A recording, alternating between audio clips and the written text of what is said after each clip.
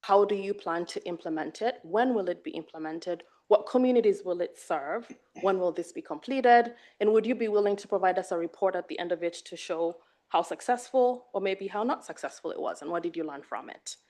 For the large grant, that was a little more extensive when that was introduced. We had to do some additional paperwork and forms. It included way more. They had to submit a project scope, timeline, detailed budget, success metrics, etc. And they also had to meet with the city team for some additional questions before their grant would be approved. If you looked at the website, there was a link to it on the Community Building Fund page. We made sure that the application process was detailed, including the rubric that we were using to evaluate it. So as people applied, they're able to reflect on that and know how that is going to be evaluated. We also included frequently asked questions so people could see. It's notable for many people who mentioned, I mean, I'm 15 years old and I can apply, absolutely. So anyone 15 years old and above could apply for a grant as long as they had a mentor or sponsor along with them who was over the age of 18. If they needed assistance with the application process, that was offered. So whether it was a language barrier, technology barrier, et cetera, one of the people within the team was able to assist people with that application process. So the goal being anyone that wanted to apply or needed to apply would be able to do so. So going forward to see how many of those were approved. So in 2025, we had a total of 18 grants that were approved. Of the large grants, which means those that were $5,000 or above, we had 4 of those that are detailed up there, and then 14 of the small grants that varied in amount. So I would note, as is detailed in the report, that people were not always awarded the total amount that they applied for. So sometimes somebody may have applied for $5,000, and as the team reviewed it and looking at other sponsorships or scholarships they may have received, we might give them a reduced amount. We were thinking about the budget that we have, how far we wanted it to be able to go, whether or not this is an idea that was supported by other organizations, to ensure that our funding could stretch as far as possible when it came to awarding these grants. You'll also notice that they vary in structure. Some of them are for events. Some of them are for ongoing work. Some of them were for murals, for example, the John Marshall mural that was put up. And some of them were to support like a global farmers market, which I'll talk about in a little bit. Some of the highest reflections and learnings from having the Community Building Fund include that we have a really engaged and socially conscious community. People are interested in building the type of community they want to live in. They're innovative, they're creative, and sometimes they just need a little bit of support. We've received applications that were asking for $600, right? We've received applications that were asking for $5,000 or $20,000. So the amounts vary greatly, but a little bit of funding can go a long way in supporting something that is a great idea. And one of the things that I think we learned from, and I don't know if you felt the same way as you read through these reports, is just the varied ways that people define barriers and problems within our community, but also the innovations that they've come up with to solve those on their own, which is what we would hope for. We want community members to feel civically engaged, but for them to have ideas that they bring forth themselves. We use a rubric to ensure that we are as consistent and equitable as possible. Each person on the review team scores the application separately on their own.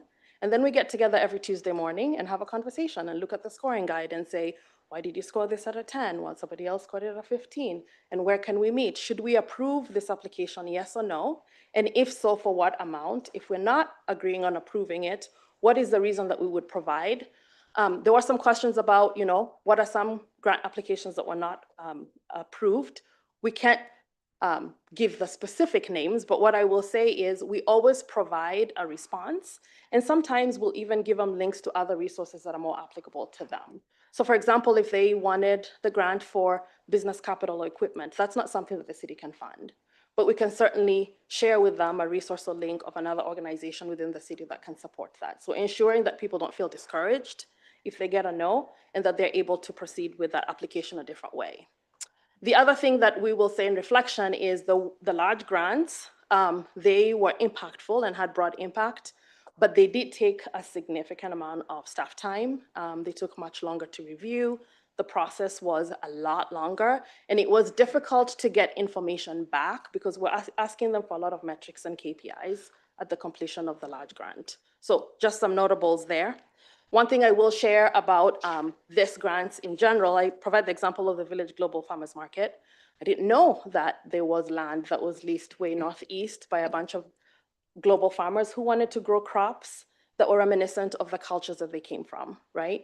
And it started out with them growing these crops about a couple of years ago and trading them amongst themselves to ensure that they had enough produce. And this year, for the first time, they invited me over to their farm, took a look around, and said, we have so much produce, we're not sure what to do with it, and we would like to kind of figure out how to sell some of that produce.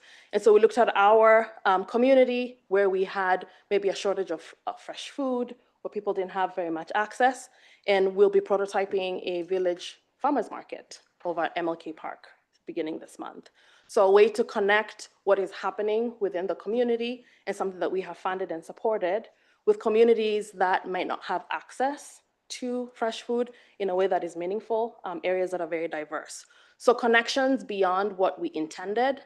They're working closely with the Parks and Recreation Department to make that happen. So unexpected reflections and learnings. Now, looking ahead to 2026 and 2027, as you think about the budget ahead is, is the $50,000 adequate? I will note that in 2024, even though we started that disbursement later in the year because we were building the system and ensuring that it works, we dispersed all the funds within 5 months. And that was with careful consideration and being thoughtful and not awarding every application that came our way. In 2025, we began that process in January, and within 6 months, we had dispersed all of the funding, again, with careful consideration and being thoughtful about what was being awarded. For your thought and consideration on the large grant, we had that pilot. It was fairly successful. We had those 4 that were awarded. Is this something that we would like to continue, or would you consider having some of that funding rolled into the small grant and have additional funding that goes a longer way? So those are just some preliminary thoughts for your consideration. And I will say, really grateful. A lot of times the recipients of the grants will send the team emails or letters or cards indicating what they enjoyed most. The picture there is of a young woman looking through the Black History Traveling exhibit. And some of the schools sent back little notes written by the students saying how wonderful it was to have that brought over to their school, but maybe for the first time seeing themselves reflected in a way that they have never within their education. So very cup filling, I will say, to get some of those notes, but also wonderful to see how communities that typically are civically disengaged are getting connected to city government and are doing stuff within their own communities, kind of build the community that they want to live in. And with that, I am grateful and open to any questions that you might have. Great, thank you very much. I've got a couple questions to start us off.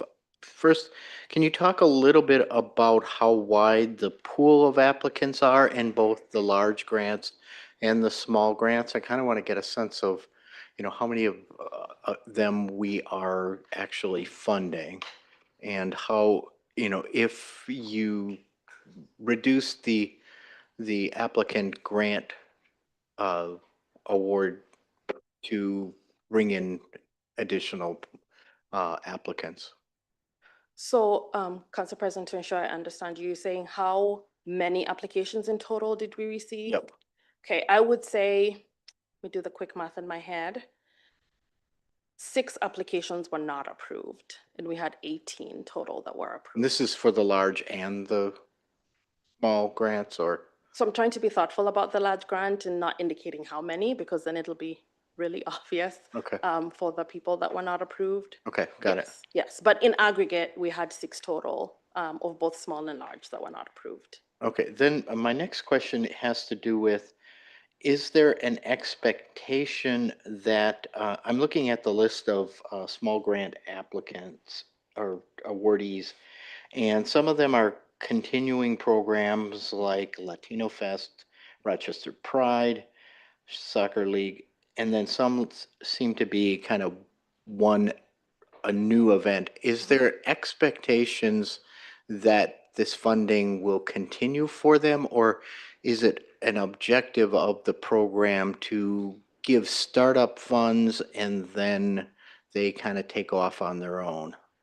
Council President, I appreciate that question. And the answer is there is no expectation. The grant is not designed to sustain a specific event or program, it is either to support if it's an existing program so that it can continue, right? Or, for example, you mentioned Latino Fest so that they can proceed that particular year, or for a brand new one to have the funding that is needed to start up. We try to be thoughtful about applications coming in fast, come fast serve, right? So we encourage people to apply as early as possible. But at the same time, as we're reviewing them, we want to prioritize applicants that are new and have innovative ideas. So we do have a couple here that are repeat or getting the grant for the second time, but it's not an expectation that the grant is supposed to sustain that. And we always make sure or ensure that they have additional funding from other sources. That's one of the questions that we ask, is how are you going to sustain this going forward? Or who else is going to be supporting this particular initiative? Great, Yes. thank you. Councilmember Keen. Yeah, thanks. I appreciate hearing this. I did have some questions just going through the packet when we talk about our rubric of questions, but I think you sort of uh, explained it as sort of like the who, what, where, why, and then who are you supporting? And that's really the idea. Those are the set of questions, right? Those are the set of questions with a couple of additional. So we do have the rubric that's shared on the website, and then we've changed that, not changed that, but we created that into a form so that each person that is scoring has a scoring sheet. Essentially, the questions are the same with a couple of additional questions. Good. Yes. I'm glad to see some sort of like, and it's hard to do it so early on, but some sort of standards that are used across. But I also got the impression, and I guess I want to get input on this, is it's a revolving thing. Someone can apply January 7th, someone else a month later. There isn't a cycle that you do 2 cycles a year or anything like that? We tried that the first year to try and break it up that way, but it was difficult because some people are planning their events or programs Yep. for November, right? And we want to encourage them to apply as early as possible because if we withhold funding, then that kind of creates a barrier for them and they're not sure if they can proceed Right. with their planning or not. And so this year, we sent out notifications letting people know, if you're thinking about planning something, please apply as early as possible. That way you can proceed with your event or your idea. In 2024, I think we had 1 or 2 applicants that didn't proceed with the idea because we were waiting. And so they needed certainty to be able to, whether it's reserve locations, procure items, that type of thing. Again, I understand I like the benefits of having a cycle, but at the same time, I understand that the hardship that can create. But I guess my take with this, and I want to see if I'm reading it right, is we're trying to keep it very like simplified. We're not trying to standardize it and have it go like that it would be a reoccurring thing. This is something that if I remember how it came apart during ours was this idea of like these individual things that come up that we wanted a better way to have a process in place for doing these. And so that's sort of the idea that we keep it simple and allow it to be, flexible with that idea of a group of people assessing whether it makes sense or not. Yes. And I think the added benefit to that is teammates who typically wouldn't be in this space or having connections with communities in this way, being the ones reviewing that. Yeah. I think having a huge impact even on how they make their own decisions within their departments, because they're getting firsthand experience with community members in a very different way. Do you, it sounds like we have a way of communicating to the likely group of people submitting this. Is that a distribution list you're maintaining, or how does it grow, or how do people get on it, or do people get off of it, or how does that work? Year 1, we reached out to grassroots organizations that we knew existed. Yep. And sent them the messaging and said, we encourage you to apply. What has happened in 2025 is word of mouth, right? So there is the distribution list and then who they've shared that with. And then we've shared that information with teammates as well to say, if somebody reaches out to you with an idea or seeking support in some way, please direct them to the Community Building Fund page and let us know if they need any assistance with that application process. I'm asking mainly because I want to make sure that you don't have those situations where someone says, I didn't know this existed. And so as best we can, there's no way to communicate everything to everybody, but if you build that list and then when you're communicating, that would be helpful. Yes. I noticed in some of the applications, there's times that the applicant is an organization versus an individual. Do we tie this down to an individual, or is it okay for something, like you say, the farmer's market to apply, or does it have to be a person that's responsible? Either is fine. So it can be an individual that is planning an idea, or it could be an organization. So either one is fine as long as The individual has a W-9 that they're able to share with us, as well as some of the other criteria that we've set forth, and that they're able to provide us with metrics and rubrics and kind of a summary of the implementation afterwards. Okay. Yes. And the last thing, just in terms of, is there like a test that this is the city of Rochester, or that it's, the benefit is to the city of Rochester, or the people involved in it are the city of Rochester? What is the connection that it happens in the city of Rochester, or it, how does that come to play? Councilmember Keen, can you clarify your question, please? Well, yeah, if somebody, again, I'm trying to make sure that since this is City of Rochester funded, that there is some sort of test that it's connected to the City of Rochester. That could be that the residents benefit, as an example, when you talk about if the land is outside the city on the farmer's market, but there's this thing, or is it that the resident who's the person applying has to be from the city and can't be from another community? Because I'm just testing the city funding. Oh, thank you for that clarification. Yes, one of the criteria that is set forth is the idea has to be implemented within city limits and benefit the community within the city of Rochester. And so whether it's an individual or an organization, they could not apply for the funding and then go and implement the idea outside of the city of Rochester. All of it has to be within city limits. Okay, and that is part of the process, the application? That is part of the process. application process. Very good, yes. thank you. Councilmember Doring.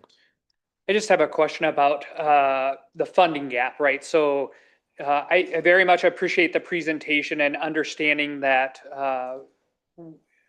some of the projects weren't funded at the level that in which they asked for funding. And I'm wondering if we were able to fund everything at the requested amount, what that total would have been. I actually have that here. Yeah, I don't know if I missed that in the packet, and if I did, I'm sorry. Thank you, Councilmember Doring. In total, 147,250 was requested by approved applicants, and 100,000 was awarded. Yeah, okay. Thank you so much. No, no I problem. apologize. Thank you. Can I clarify, some of those you wouldn't have approved because they didn't meet the rubric, right? So the amount I quoted is only for those that were approved. So there were 6 additional that were not approved that would have added to that total amount. Councilmember Miller. Yeah, thanks for the presentation. Just a few more questions. Do you have a sense of categories across the 2 program years? I mean, events, art. How might we understand some of the themes of programs that are emerging? And I guess thinking about maybe a comprehensive resource library, you don't fund business applications or business related things, but are there people that are looking for sort of business startups, or how do you differentiate between an event that has maybe ticketed revenue versus a trial business? I guess I'm just trying to think about other categories that might be emerging from community needs that would fit the spirit, but maybe is not a business is accepted as a category. Councilmember Miller, I would say broad categories would include events. That would be one of them. There is a pretty broad category on food insecurity, Okay. Disability awareness and justice, and then business support. So when I said business capital and equipment, that's something that we can't fund. But if it's programming around business that supports entrepreneurs to be successful, we can. So that could be training sessions, that type of thing. The only caveat we have is that it has to be free. It's no cost to the end consumer. So that's one of the questions that we ask. How will this allow access to anyone that would be wanting to participate? There can be no fee charged for that. So for the Sound of Gospel experience, that was a ticketed event, correct? Yes. So how, Yes, so that would be different for large grants. Sorry, I should have provided that clarification. And in that particular case, they did note that there would be a fee charged, but they would hold X number of tickets for anybody that was not able to afford the fee to be able to participate. okay. And my other question is about other funding for community resources or community applications across the city organization. I know that the Park Board has a community engaged resource program. Are there others, and how is there a consolidated resource library of types of city programmings? You were saying that if you were not able to fund, you were directing information back to the applicant about other resources, perhaps, whether city or otherwise. Is there a comprehensive view of these types of programs available in the community? as far as thinking about lowering barriers to access, making some of that information more available proactively rather than, waiting for somebody to apply and then getting that feedback? Is there, Councilmember Miller, you're speaking my language. I mean, that's one of the things that we're talking about is how do we create almost like an ecosystem or a directory of whether it's resources, whether it's economic support, whether it's housing support, all of those things. Some already exist within other entities, like a housing directory. But I think in terms of economic mobility, that's something that we've been talking about and working on. But in terms of a resource library like this, it doesn't exist. We do a lot of the homework on our own or research and then share that and kind of grow our own library. A lot of the references that we've sent to people or resources are outside of the city organization. So whether that is to, a small business development center or Collider, that type of thing, we share those. were there teammates from Parks on the review process? Thinking again about that program.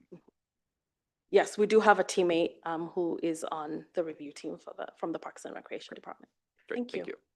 Councilmember Palmer. Thank you. The feedback that I've gotten from the program is that it's an excellent program and that it's easy to apply and it worked out well.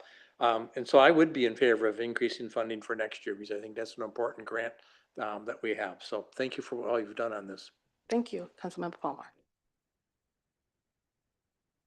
Can you talk a little bit more about the large grant and the large grants? I see on your agenda that you would like us to discuss the large grants and large grant pilot projects. So can you repeat that or? Yes, thank you, Council President. One, it was a one-time allocation. Yep. So as we roll into 2026, what we have is just the base $50,000 to utilize. So whether or not there would be another large grant or not would be up to the policymakers to make that decision. And then the second one thing I mentioned was the process itself for application. As we're envisioning the community building fund, it was supposed to be as low barrier as possible for application. Due to the amount of funding that we offer in that large grant, that application process is quite long. It's a bit longer. I would say a little more prohibitive. We can support applicants through that process, but it does take quite a bit of time on the staff end to evaluate those, follow up with any of the metrics that are required by it, all of the reporting to finance, et cetera. So it's not that it can't be done. It's just a little bit more complicated than the Can you small be more grant. specific as far as how many hours does it, with the large grants and that intense process, how many staff hours does that take Good question. approximately? Approximately. I would guess maybe, I don't want to guess out loud and be wrong, but I can Okay, get you back can to get you on back. that. You can get Yes. back to us on Yes. that. So a question for Councilmember Palmer. So were you specifically talking about the large grants? Is that what you're advocating for? Okay. Other thoughts on that, council members? Councilmember Wall. Is the application pool so sophisticated already in the first 2 years that you're not getting any more applications in the next 5 months? Or are people still applying and getting disappointing news?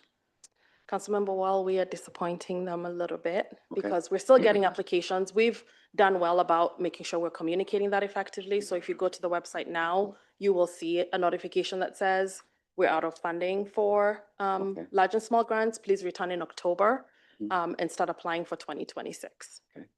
And given that the large grant program was a first-year pilot and we spent all those funds, how did, I know the inception of it, but how did all of the rest of the applicants find out about the large grant program since it was new? The same exact messaging that we sent out to the small applicants said, there is a large grant available for applications $5,000 and above. Please share with your networks if you know of anybody that is interested or has a great idea that would require a significant amount of support. So, and I'm sure some people also shared with friends, networks, in order to get those applications in. And what is the city source for the grants? So this came from outside agencies funding? It's tax levy. Thank you. You mentioned outside agencies. Can the outside agencies that we fund through our other process, can they apply for these grants as well? Can I punt that over to City Administrator Zelms? Can they double dip, I guess, is my question. I don't believe so, but there could be someone who's, for example, utilizing a facility and for their programming that they're requesting funding for. So if someone was putting on some, I don't know, if the farmer's market was happening inside the art center or something like that, they would be able to still utilize those facilities. But it's not intended to be for more traditional organized groups that are receiving funding in other ways. Councilmember Keen. Yeah, to try to address this question about like what we should do going forward, like, it's my understanding that we have the 50,000 small program approved in 2024 and going forward. I would suggest that we look at the large grant ones as a decision packet when we're doing the other stuff in this year's budget, as opposed to trying to just do a consensus discussion today.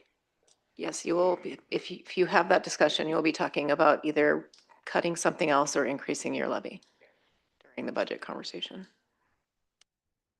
Thank you for that suggestion, Councilmember. Any other thoughts? Seeing none, Mayor. Just quickly, I had a similar question regarding city when I saw an outside city's name listed. It did occur in the city of Rochester, but it was outside of our county, I believe, and which surprised me a little bit, but it did take place in Rochester. So that was that was a question. And then the other one had to do with, not everything boils down to numbers. On a few of these, you say X amount of people benefited from this. It might be nice as part of your evaluation process to know how many people were impacted by a particular event in order to see if we're spending a large amount of money on a small group of people or a small amount of money and it's affecting a large group of people, to help us better understand small grant versus large grant. So just a thought moving ahead. Thank you, Mayor. And I will note for this 2025 report, a lot of the ideas are still ongoing. And so we don't have the final reporting from a lot of those organizations. So we will have more information. All right. Thank you, Ms. Thank you. Martella. And next up, we have Equity in Built Environment update with Ms. Julie Brock. Thank you so much, council members, mayor, and city administrator. It is my privilege to be able to talk to you today about the Equity in Built Environment grant, where it came from, and what now is happening at the end of this granting cycle. So just go ahead and get started here. So this started 3 years ago, actually 4, if we're real honest, and Global Mayor's Challenge came up and we applied and we were invited then to continue the application process.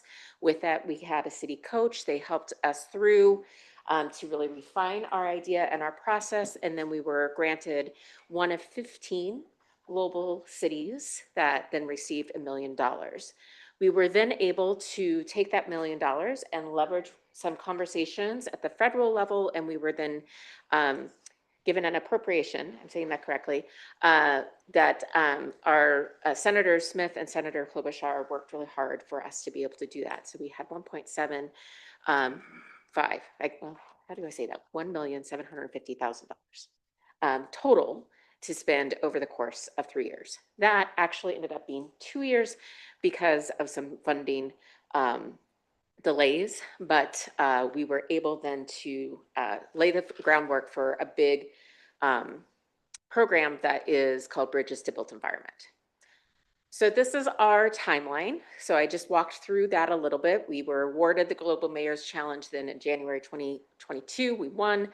And now if we fast forward, in spring, we've had full training cohorts with waiting lists for CAD classes as well as Construction 101 classes.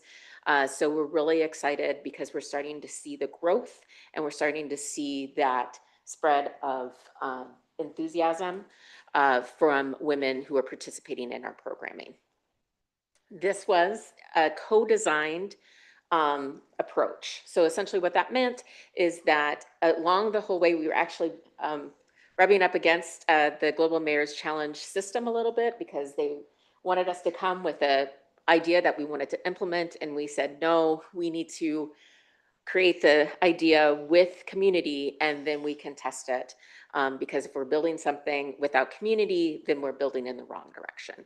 So these were the people that were involved in our co-design process. We had industry professionals as well as women who had lived experience within built environment industries, and also women who were outside of built environment industries. And so this was a good 2 to 3 month process of just doing co-design work here.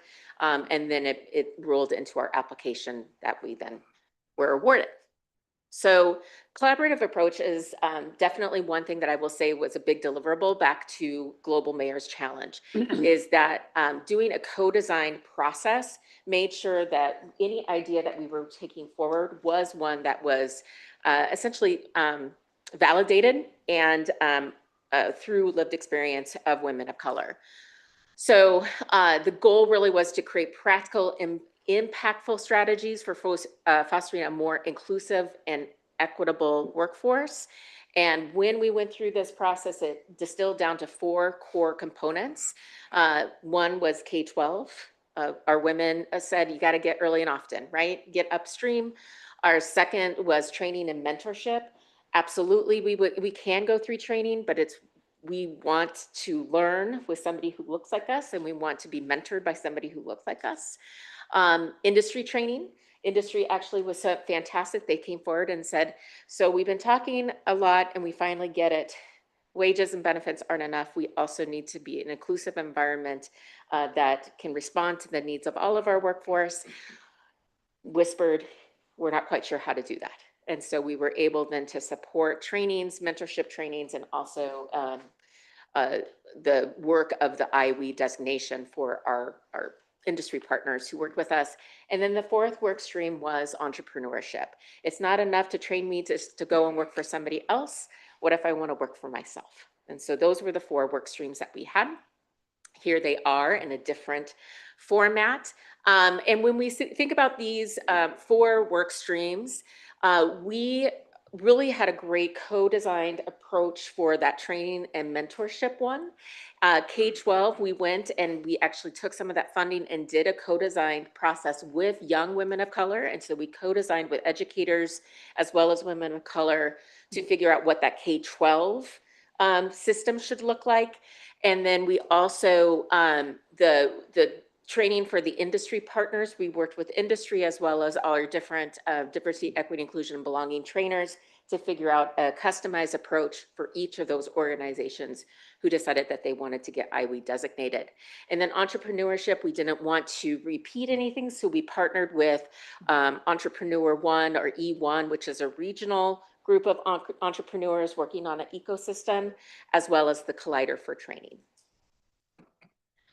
So the qualitative outcomes are here. We had 68 women enrolled in WDI services. And so what this meant is that through our marketing efforts, women said, hey, heard about this built environment thing, tell me more. And as we would talk through it, they were like, oh, I'm not sure that that is for me, but we had them in the door. And so we were able then to get them enrolled in workforce development programming and get them training that they may not otherwise have gotten because they were exposed to WDI through this program. We had 35 then who enrolled in equity and built environment programming, and 18 women completed that training. Many times people ask, like, why is that gap, right? Well, we had 3,500 women who we marketed through that we could get the demographics through our marketing analytics. And from that 35, then the number, we had like maybe 162 who reached out and wanted to learn more. And that number would decrease as we go, because at each level, there's another level of commitment. And the gap between that 35 and the 18, a lot of times was life. We had women who said, this is really interesting. The training time doesn't work out for me. This is really interesting for me, but your I have 3 jobs that I'm working right now, and asking me to drop one is a lot, right? So there was all sorts of different, very unique circumstances to each woman who came through the doors.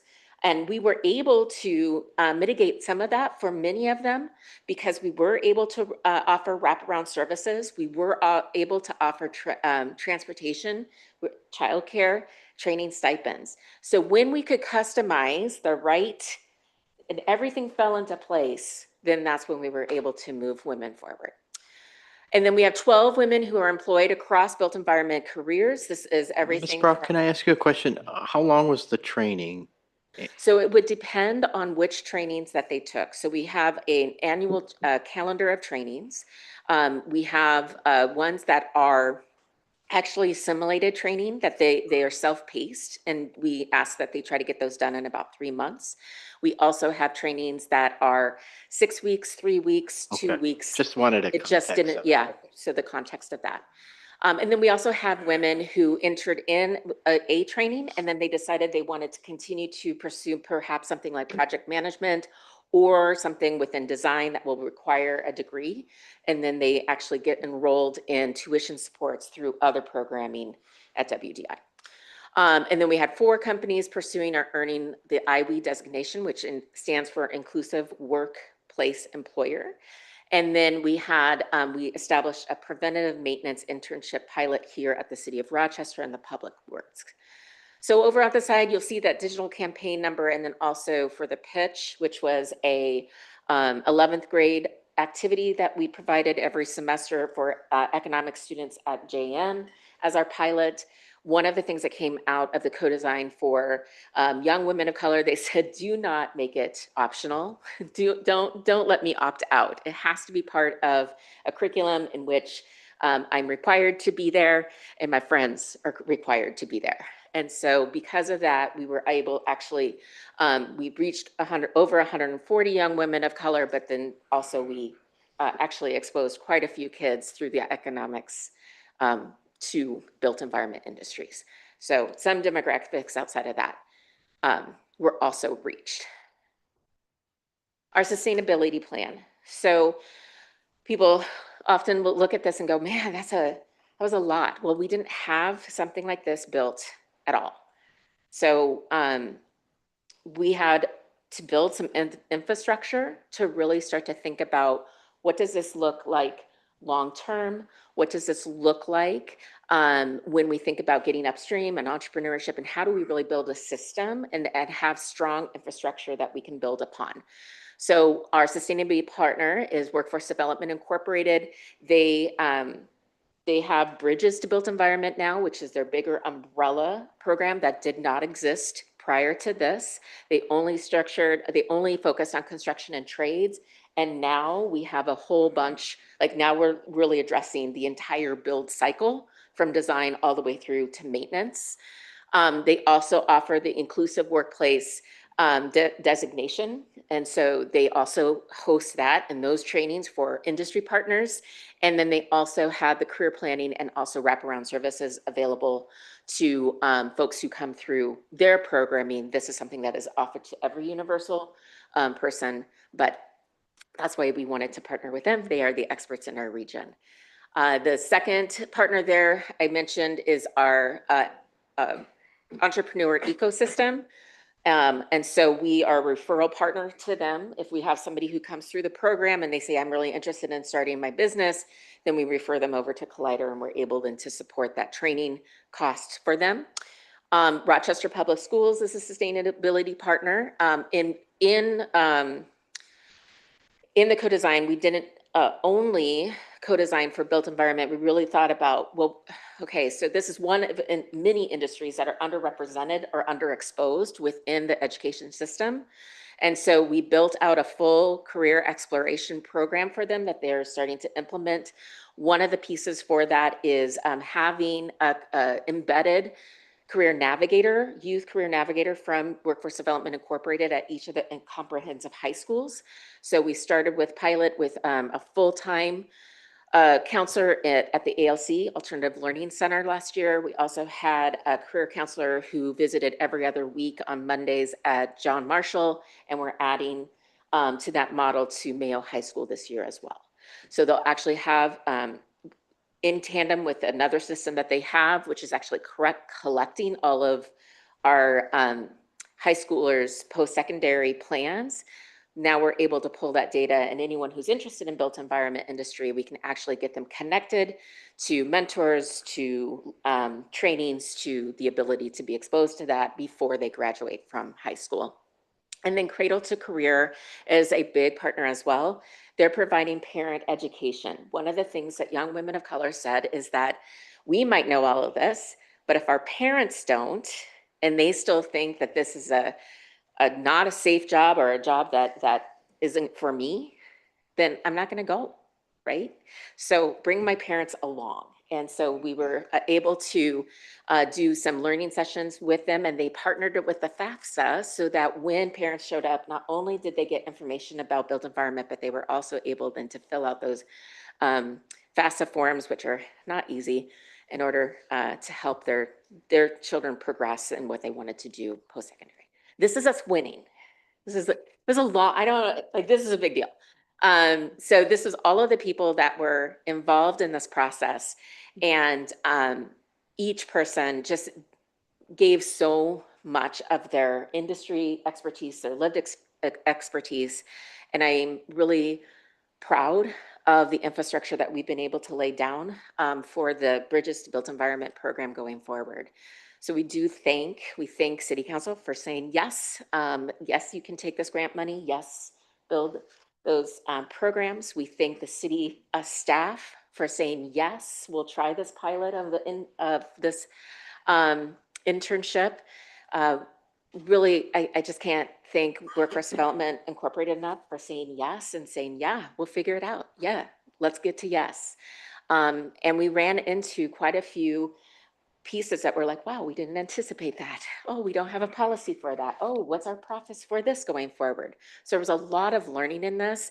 And so I really want to thank the industry partners who stayed with us, as well as the women who took a chance on us. Every woman who took a chance on us, something life-changing happened for them. We had a woman who was able to buy her first house and provide for her family. We have a woman who got to buy her first car that was like within 2 years. Like, it's brand new, and she's used to driving something that is 16 or 17 or 18 years old, and it breaks down all the time. I had a woman who said, because of the efforts that you invested in me and my family, our generational wealth gap is shifting. So I know that the numbers look small, but we're gaining momentum. We have a full CAD course that's not in our numbers right now because it's still going. That's 11 women who are in that course. There's another 8 women who completed the Construction 101 in Winona. They all got on a bus and went over to Winona together because we were able to do that for them. They have created friendships. They've created their own bond. We have one woman who came and is partnering with another woman in her construction company. Is it fledgling? Is it starting? Yeah, but she's going to lift, and she's going to lift because she had the ability to get the resources that she needed when she needed them, and they were trusted and they were validated through our program. So I just thank you. And I will entertain questions. Thank you, Ms. Brock, and thank you and congratulations to you and the hard work that you did to put the infrastructure in for this program. Questions, council members? I have one. So you talked about WDI and that they look like they're going to be the main partner sustainability. And I think you just at the end maybe talked about what is happening now. I'm looking at the 18 and looking at what do we think we'll see on a yearly basis going forward, and is there a sense that trend will go upward? That is the hope. The trend that we saw even within the first 3 years went from 4 women to I think 9 women to now the completing training, the 68 plus. So we're seeing that trend starting to rise right now. The sustainability model that WDI has is that we're actually partnering with Rochester area builders as well, and really starting to think about what does a built environment council look like? What does it look like to have the community come around and start to really think about what is it that we need, how do we need that, and how can we work together as an industry to make sure that, yes, we're good competitors, we're not saying that, but within the industry itself, we're also thinking about the needs of our entire workforce and going forward together. The Bridges to Built Environment program does live at WDI. They have other very successful bridges programs. They have Bridges to Healthcare, if you haven't heard of that. And Jenny Rittman, who is the executive director, said really the establishment of a new program like that, that is multifaceted and community, kind of all community bound together, takes about 7 years to start to see real trends that truly pick up. The other piece that I will say is that the program used to be responsive, and now we're getting proactive. So as of July 1, we have our full training calendar set so we can market those on time, early and often. And we have trainings that are for anyone. So we have online trainings that are simulation based. We have, we partner with When you building- say we, you're primarily talking WD. WDI, sorry. got it. I No, that's. I get really excited. Yes, WDI's program, Bridges to Built Environment, has this set, and we partner with Building Strong Communities, which is a union-based program out of the cities that offers a training down here in February. So we're also partnering with other training facilities so that we're not redundant, and we're actually utilizing industry expertise to make sure that this can continue on. Right. Councilmember Wall.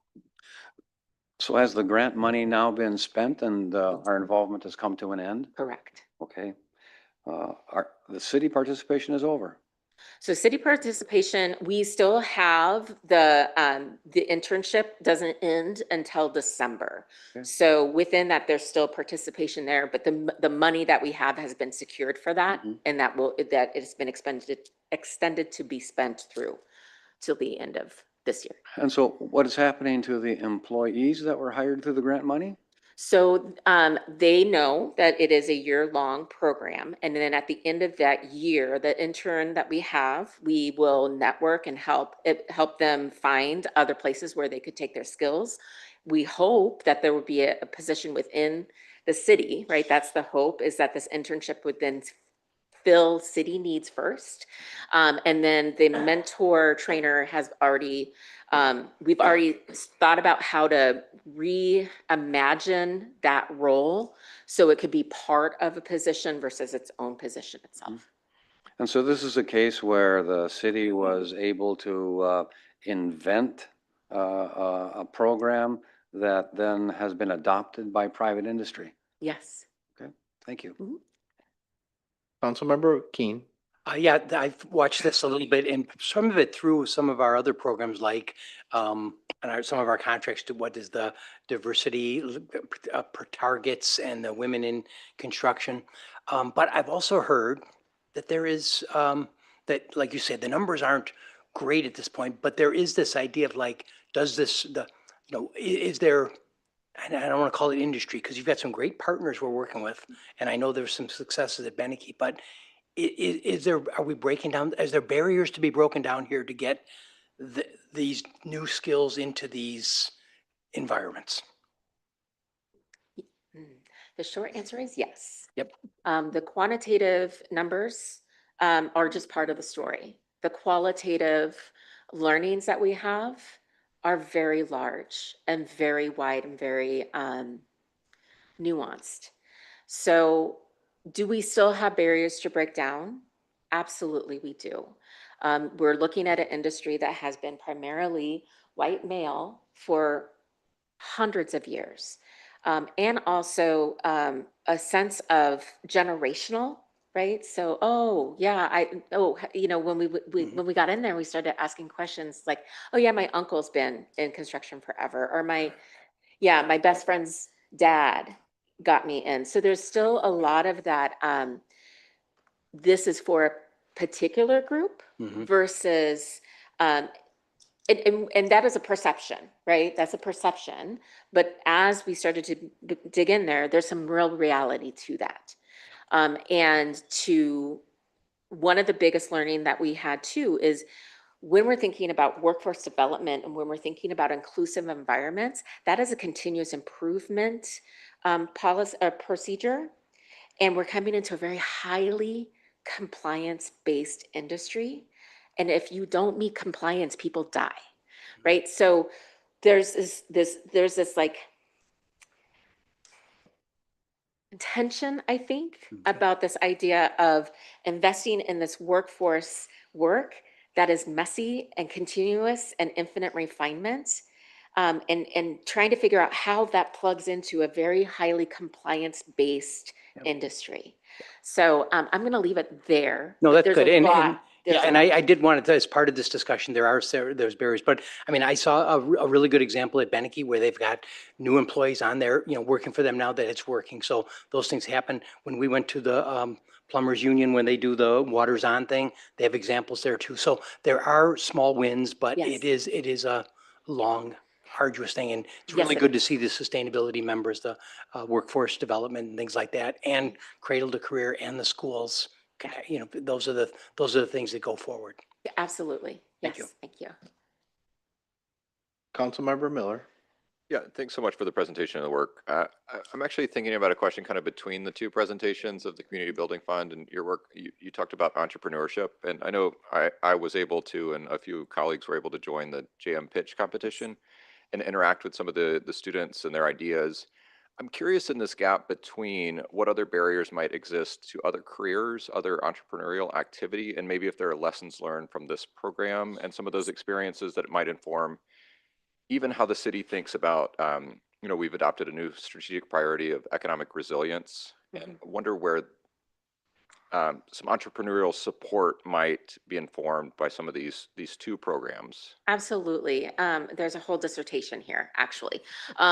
But to keep it succinct, one of the biggest barriers that we found for entering built environment industry specifically is that there's a lot of rules and regulation and policy and procedure that a new entrepreneur needs to learn. And so we actually partnered with both Knudsen and Kress Anderson as bigger organizations. They have mentorship programs in which they bring in people that they would identify as somebody who wants to be a subcontractor and eventually work to be a general. And they take them through and they teach them the industry. They teach them how to bid. They teach them all of the different aspects of that are very niche to built environment industry. So I think number one, yes, a big learning here is mentorship, and cohort learning is huge. And the more that we can do that, I think is really beneficial, especially in that early start. The other piece is access to string-free funding. There was a couple partners that we got to a place and we were able to then hand them off to a different agency that was better for funding. And it went from, we streamlined it, we made it pretty simple, to, nope, you need to come back with this piece of paper, you need to come back with this piece of paper. And so the experience itself to become an entrepreneur and to get access to stable funding and stable mentorship, I think those are areas that we can really think about locally, how we could do that a little bit differently. Better. And the pitch competition portion of it was imagining activating a downtown storefront, correct? Yes. And I wonder if you might talk about some of the other perceived barriers, even beyond the equity in the built environment program, that we might just talk about in the discussion of barriers to entry for entrepreneurs in other areas. And I'm curious, maybe Ms. Montella as well might have some thoughts on how this program informs other learnings. And I wonder if other cities are engaging in even just rent support, startup funding that's somewhat string-free, that helps entrepreneurs.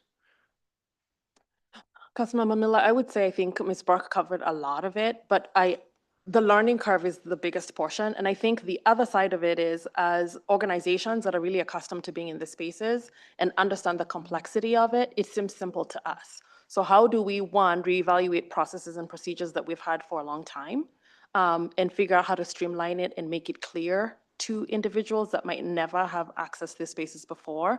But the second component that Ms. Brock also mentioned was the idea of mentorship and partnership. I attend some of those alliance programs that they have where they pair new entrepreneurs with folks who have been in the space forever. So however we can support some of those partnerships, I think is very valuable.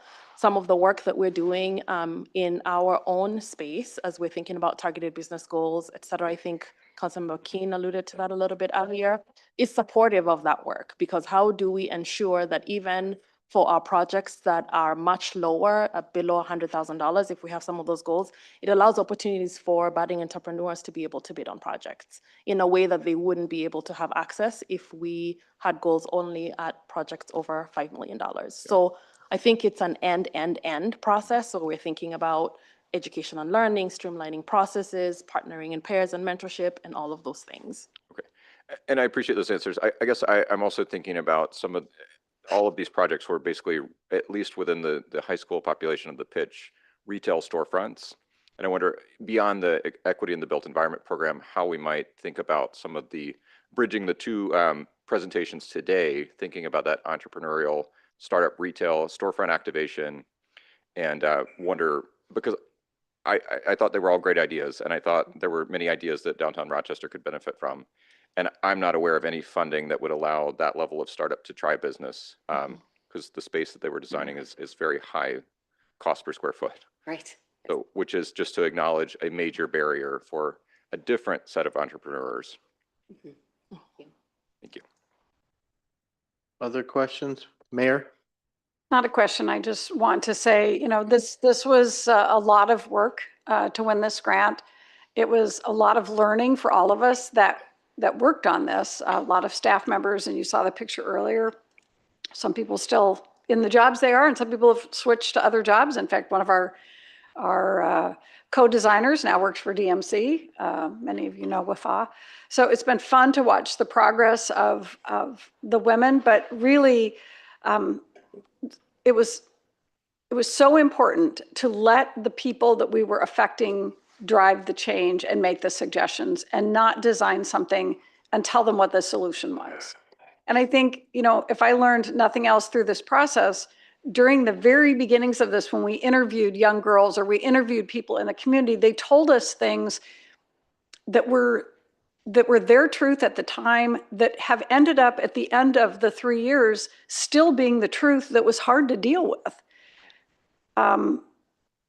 It seems so easy, and a pot of money is a great start to be able to try some things, but that's not the whole story. The whole story is it takes time.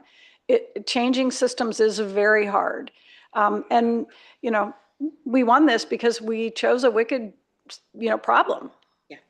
Yeah, we didn't win it because we picked something easy that we could take care of in 2 seconds. We chose something wicked, and they knew it was going to take time, and I think more than we thought it would. But I want to thank Julie and Chow and Ginny and all of our partners and all those faces that you saw at the beginning who really stuck with this through the whole 3 years, because it's going to take that. And, just for some of you that weren't here then, when we started this, Bold Forward Unbound wasn't a thing, right? And so we just started this as a result of the work we had been doing, and what could we do post-pandemic to help people lead a better life. And then Bold Forward Unbound stepped forward. So the need for this is greater now than it was at the beginning. And hopefully we've put the work in place. We've started those processes. We're changing the system. And in the future, over the next 6 to 8 years, as Bold Forward Unbound and the rest of our city continues to grow, we will reap the rewards then even more than we are right now. But I really just want to say thank you. It was a learning process, and there are other grants and other opportunities out there for us to look at to continue to build on this, particularly in the entrepreneurship path, because I believe, and I think many of us believe, that is really what a lot of people want. And it's going to take lots of support to get folks there. Thanks. Great. Thank you. And I, not speaking for the mayor, but I think you're going to have a champion here that we'll be watching as the program progresses at WDI. So congratulations. Thank you very much. Thank you, Council. Next up, we have disposition of city real estate and Mr. Brent Svenby and team. Yep. Good afternoon, Council President, Mayor Norton, council members. Brent Smoothby, Community Development here with Adam Frook, also from Community Development. First of all, I just want to thank Adam for his work that he did putting together the map binder that's also included in your packet. And also Adam did most of the work on the presentation that we will be presenting this afternoon to the council. So this afternoon, we are here to provide the council with an update on the disposition of city real estate. So as we go through our presentation, just asking the council to provide us with any feedback on the priority designations that we assign to the properties, and also does the council support the recommended disposition strategy? Does it align with the economic resilience, housing access, and inclusive growth management strategic priorities that the council recently adopted? So this afternoon, just a brief outline of what we're going to cover this afternoon. First, we're going to talk a little bit about the history of the council disposition of city-owned real estate, what's been done to date, and then our update to the parcel list. And then finally, we'll talk about our work plan for the properties. So going back to 2021 is when the council discussed several properties that could be repurposed in ways that could accomplish the council's strategic priorities at that time. So actually, in August 16th of 2021, they had adopted a list shown on the upper right-hand corner of the slide of 20 properties. At that time, it ranked them as high, medium, or low priorities in regards to disposition. You will see that we've kind of changed some of the priorities on that list in our updated list that we are providing the council with this afternoon. So what's been done to date? So back in 2021, the city had a land sale of the parcel A that's shown on the map up there, which is up by fire station number 2. And actually that was a land sale for Caribou Coffee. Then in 2022, we had another land sale up there by fire station number 2, and that was for a McDonald's. And then also in 2023 to 2024, the council did approve a real estate listing with Hamilton Real Estate for the listing of parcel C. That was listed for about a year, and they did not get any offers on that parcel. At the same time as that listing, we also engaged Hamilton Real Estate to list the area down on 40th Street and Commercial Drive Southwest, and we actually closed on that in 2024 with Quick Chip Corporation. We also in 2024 conveyed some lots within the Homestead Trails subdivision. Had numerous conversations with the neighborhood group out in Homestead Trails because they were very passionate about their neighborhood. So we actually conveyed the parcels along 8.5 Street in 2024, and then beginning of this year in 2025, we conveyed the 2 parcels up on the corner of King Court and 16th Avenue. Currently, First Homes is in the process of constructing 2 homes. You can see in the picture right there, that's nearly completion, and they do have plans this year to start construction on 3 of the other 4 lots within that subdivision. And then that far lot on the corner of 8.5 Street and 16th Avenue is really not a buildable lot, as it has a storm sewer that runs right through the center of that property. So we did receive some feedback on the first home under construction. When we met with the neighborhood last fall, they were really adamant about having a wider siding on the property. So we First Homes went with 8-inch siding to kind of match the width of the sidings on the existing homes out there. Come to find out during construction that 8-inch siding only comes in the color of white. So that first home is white, and the hardy board up along the garage there will be painted a greenish color that they work with the neighbors out there to pick out the color for that hardy board siding. So it's my understanding that First Homes will go to a 4-inch siding on the other 3 homes that will be constructed in the neighborhood because there's a larger color palette of siding choices to pick from. So they will work with the neighbors on a color choice that satisfies them. And then lastly, as far as what's been done, so just last month, the council approved a development assistance agreement with the Sherman team to develop the Civic Center North parking lot. Again, that will be constructed with a 76-unit affordable building and a 256-unit market rate building. So just this past Friday was a pretty big milestone for that project where they closed on some multifamily housing revenue bonds that were awarded to the city for the project. So they did a soft closing on those bonds. So that's kind of first step for this project. So now they're going to go ahead and finish their architectural and building drawings and getting ready to submit a building permit. They're thinking that may take them 6 months to get through that process. Based on the language in the development agreement, they have to start construction at the latest of next year is May 31st of next year. I mean, they don't anticipate starting that late. They want to get going as soon as possible.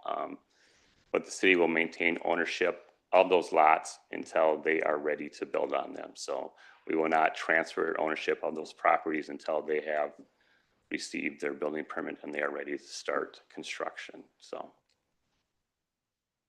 now I'll turn it over to Adam and he can just give the council a overview of what we did for an update on the parcels.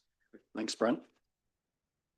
So our updated list, we took the existing list that we had in 2021, reevaluated the parcels that were on there, some of the ones that were taken off because they were disposed of, and then took a fresh look at other city-owned parcels, and we came up with 22 total properties.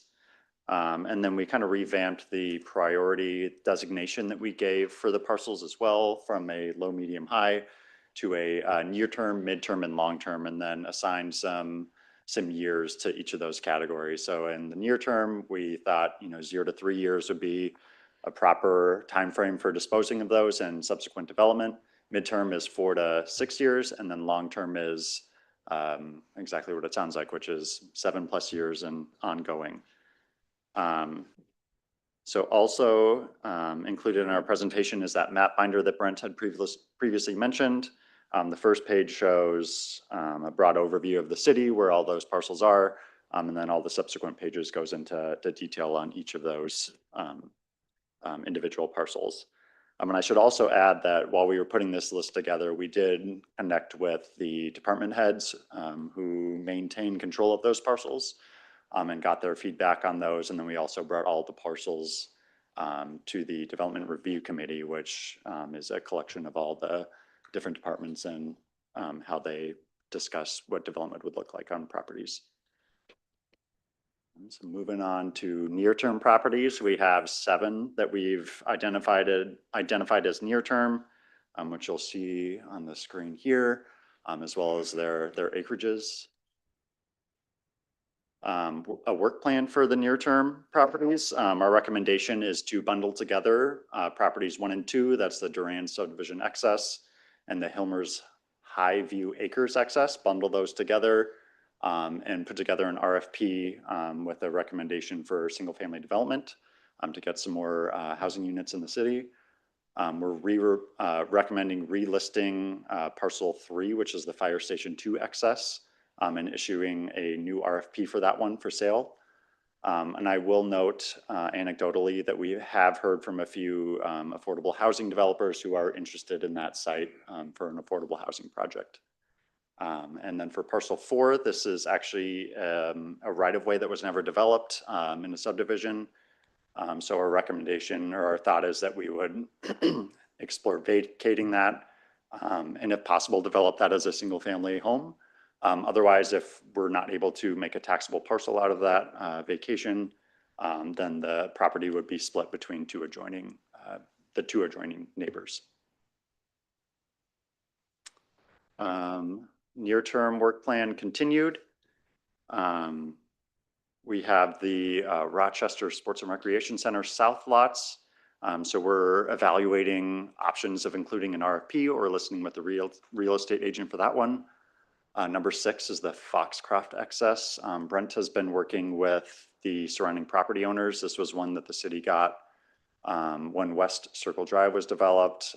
It's not buildable. There's no access to West Circle there. So Brent has been working with the surrounding property owners, and they're getting the land surveyed. And 3 of the 4 property owners have identified that they would be interested in taking on some of that property. So they're working amongst themselves on getting the property surveyed, and then it'll be vacated and dispersed amongst those 3 property owners. And lastly, under near term, we have the Badger Farms, and city teammates are finalizing the location of the fire station that will be built out here on Badger Farms. And then once they have a better idea of how much space they need, we'll come back to council and provide a recommendation on what to do with the remaining lots. And midterm properties, we have Brent coming back. I'm back for that. Can I ask a question about kind of near term, midterm, long term? 0 to 3, especially for those of us who are elected to office, seems that can be a long period for 3 years. Is there like a immediate, I mean, talk about why the 0 to 3 year?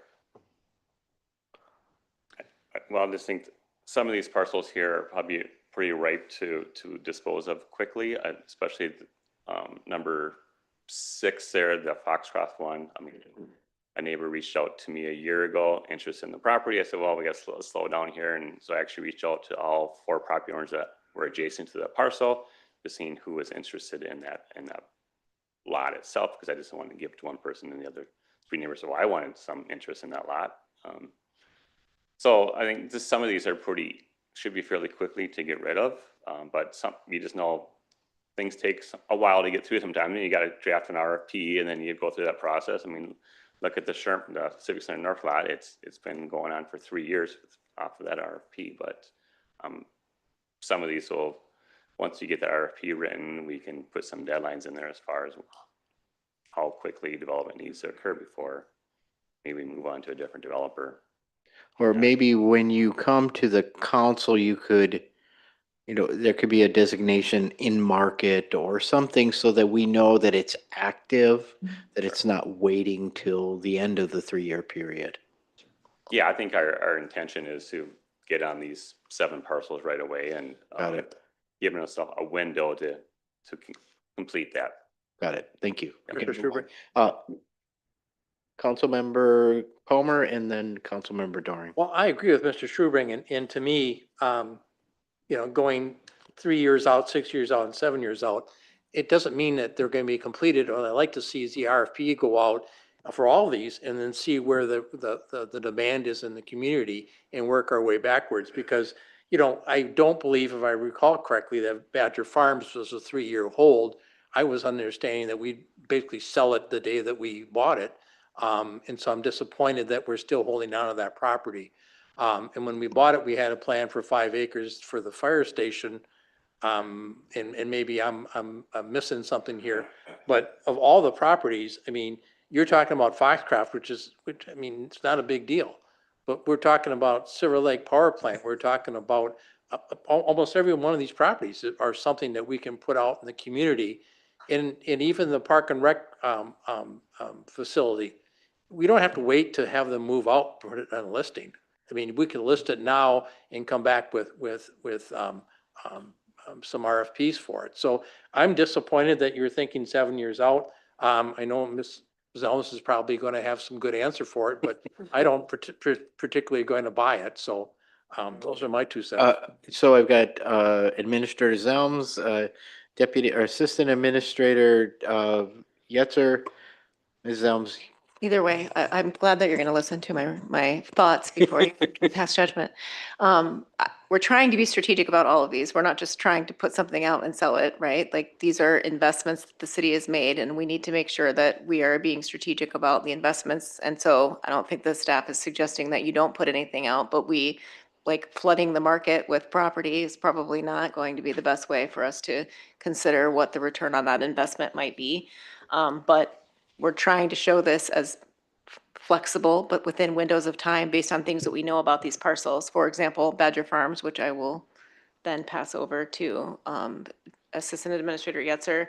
We want to make sure that the exact site and the amount of land that we need for a fire station is located correctly, not just because we think the corner would be good, but there's other topographical considerations for storm drainage and things of that nature, and we don't want to arbitrarily constrain the potential for that if it needed to move slightly south in order to get, or slightly west in order to get the best location, because how you get in and out of the site is important for a fire station differently than for some other different parcels. So we're not trying to hold off, but we aren't trying to go to market so quickly that we constrain future policy decisions of the city council.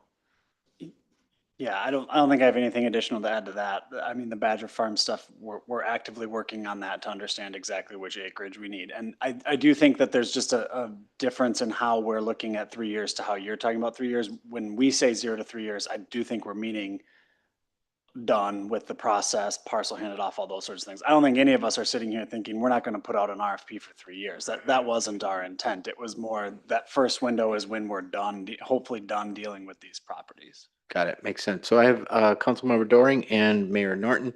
Mr. Doring, go ahead. Yeah, I guess my question is, the first thing you asked us to do is ask if there were questions or feedback on the priority designation assigned to the properties. What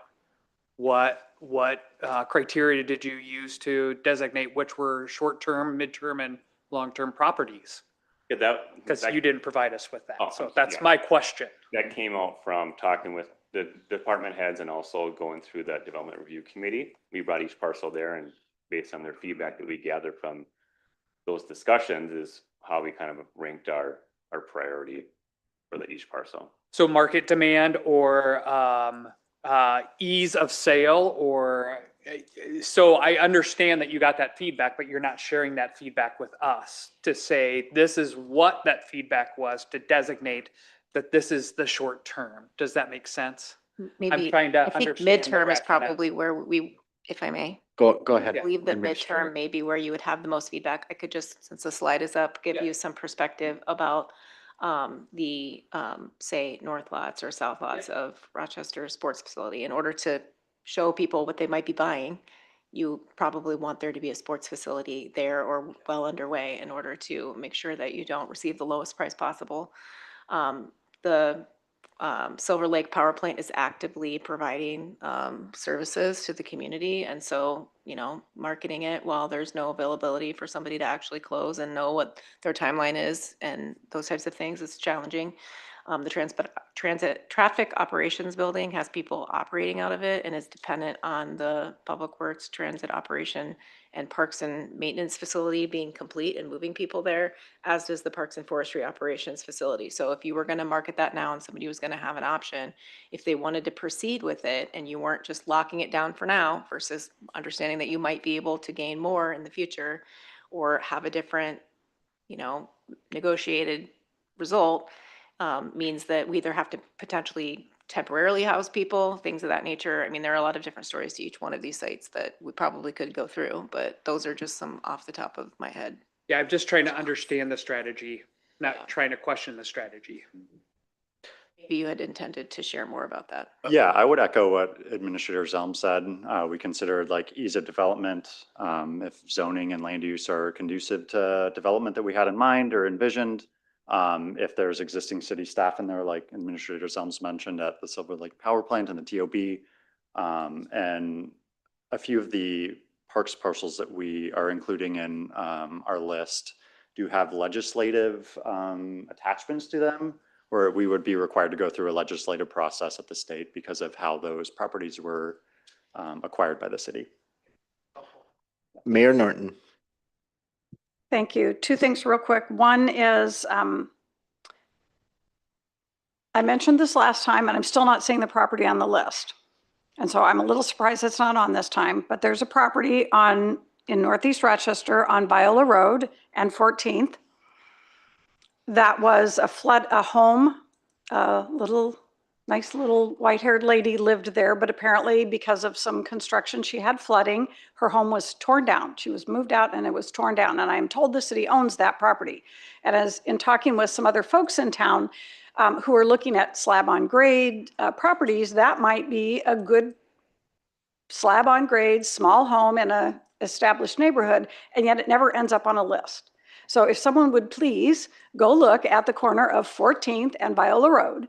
It's a little tiny triangular shaped property and find out if that is, we still own that, like I think we do, why that couldn't be a slab on grade sale. So that was one thing, because I mentioned it last time and it's still not on here, so I'm just frustrated. Yeah, we can take a look at that. Okay. And then the other one is to thank you, to make the statement that just because we own property doesn't mean we need to unload it all. One of the things that when a city owns property that can help them is they can put things, they can sell things to get things that they want for the community, not just sell it and let some developer have their way with what goes there, whether it be a home or a business or whatever. If there are things we want to think about that we may want in this community, then we can leverage that want with the sale of the property and bargain. So I just want to say, it's not just unloading property. It's being strategic on what do we want in the city of Rochester and using the land that we own to get it. That's it. Okay, so I realize we are in mid-presentation, but I do have two more council members who want to be recognized. So Councilmember Keen and then Councilmember Palmer again. Yeah, I just want to understand in the work plan, near-term things, you have a couple of the properties talking about RFP, putting them together. One is a public works and the other is listed as parks. How does that work when we market them together? Is that causing us like grief that, how do we split that up? Because I would assume if it's a park land that's owned by the city, the proceeds will go one way versus a different way. I'm not quite sure yet. Okay, What properties you're referring the to. Durand subdivision is listed as Public Works and Helmler, then, or one of them is Public Works and one is Parks. It's not critical that one, but I'm saying like, where do the distributions go when these things happen? And I'm assuming it's back to the departments that own them. Well, typically when a property is sold. Yep. Like when we sold the Quick Trip property, that went into the future land acquisition account. Future land acquisition account. Yeah. I checked with Mr. Nigber and same thing happened with when we sold the land for Caribou and also McDonald's. Those funds went into that. Okay. And that's because we had purchased that for the fire station and it's all out of, because I think that when you get into parks and you get into RPU, you're going to have different distributions. Councilmember Keen, Council President, if I may, it depends on how the land was acquired initially and how it's been funded. So when you're talking about like something that is an enterprise fund, we would be looking at if it was acquired for X and it's now appraising for Y, or someone's willing to buy it for Y, I think that's where you would get into some of the potential accounting differences depending on what you would be utilizing it for. So it depends on what it is. I mean, even if it's parks or potentially RPU, if they acquired it from another city department to, Yep. So I think you have to go through the acquisition history to understand what it is. And so each of those parcels might be slightly different, or it might go back to the original source of funds. Okay. But yes, if you're talking about something that was authorized out of, say, the utility fund, that's probably a firmer answer than parks, because any acquisition of parkland also has to be approved by the city council based on the charter. Okay. So there's some different nuances, and it may or may not have been property tax versus rates. I mean, parks acquisitions generally are happening with property tax. An enterprise fund is happening with rates. So that's probably the bigger differentiator, is anything that was purchased for use by a utility fund like sewer, water, electric, or stormwater. Hopefully we aren't planning on providing someone stormwater land to build on. But. Okay. No, again, I wasn't just looking at that specific thing, but I guess I was going back to what the mayor said. When you talk about going out for an RFP, it doesn't sound like we're just putting it up for sale. It sounds like we're trying to use it some way. And I think if you go back to 2020 and 2021, a lot of those properties, we were trying to market to add the affordable housing stock in the city, as opposed to, that's different than the property up by the McDonald's in Caribou, where we were just selling them at market rate or what we could get and using and collecting the funds back into the city's future building. That is correct. Big building funds. I just noticed that one that there was, we're grouping them together and they're different. And I interpreted them as from being from different like financial places. So I just wanted to mention that. Yeah, we found that out too on that list back from 2021. Some of the high priority parcels were parcels owned by RPU. And in looking into those parcels, some had really challenging development infrastructure to it. So we moved those to the long-term list. But we also realized that they were an enterprise fund. So in order for us as the city to sell them, we would have to compensate RPU for that cost of that land. Yeah. So that kind of slowed things down in those parcels because, okay, how are we gonna accommodate the enterprise fund to get those funds available to go out for an RFP or to sell them to a developer? But in addition, they also had some pretty challenging development infrastructure costs associated with them also. So we pushed those from the list that were listed high priority, we pushed them back to a long-term. Just to give us more time to look at it. Understandable. Thank you. So we have Councilmember Palmer and now Councilmember Miller, and then we'll let you get back to the presentation. Well, I guess the frustration about selling everything is that in 721, we went out for all these properties and we, I think, have 3 of them that we've sold. And if my understanding correctly from the last email I received, the property up at the fire station, we lost money on all the development. So we didn't make money on that development when we sold those properties after we developed them. So, you know, I would like to see us, you know, come up with the funds and then have those funds either go to the building maintenance fund or acquisition. I don't need to do other things with it right now. Councilmember Miller. Just hopefully a quick question. Could you clarify again what you said type of development for the 2 parcels you're suggesting 1 and 2 being combined in an RFP? Did you say single family home? That's right. And then my question is about the zoning on parcel 1 being MXT corridor. Why would we do that? Can you clarify which one is parcel 1? Where are we? 14th Street Southeast and 4th Street Southeast, 13th Avenue Southeast, just east of here. We don't have a picture of it, but it's on the, oh, there it is right there. Yeah. Number A. Okay. Actually, that site has really challenging access to it.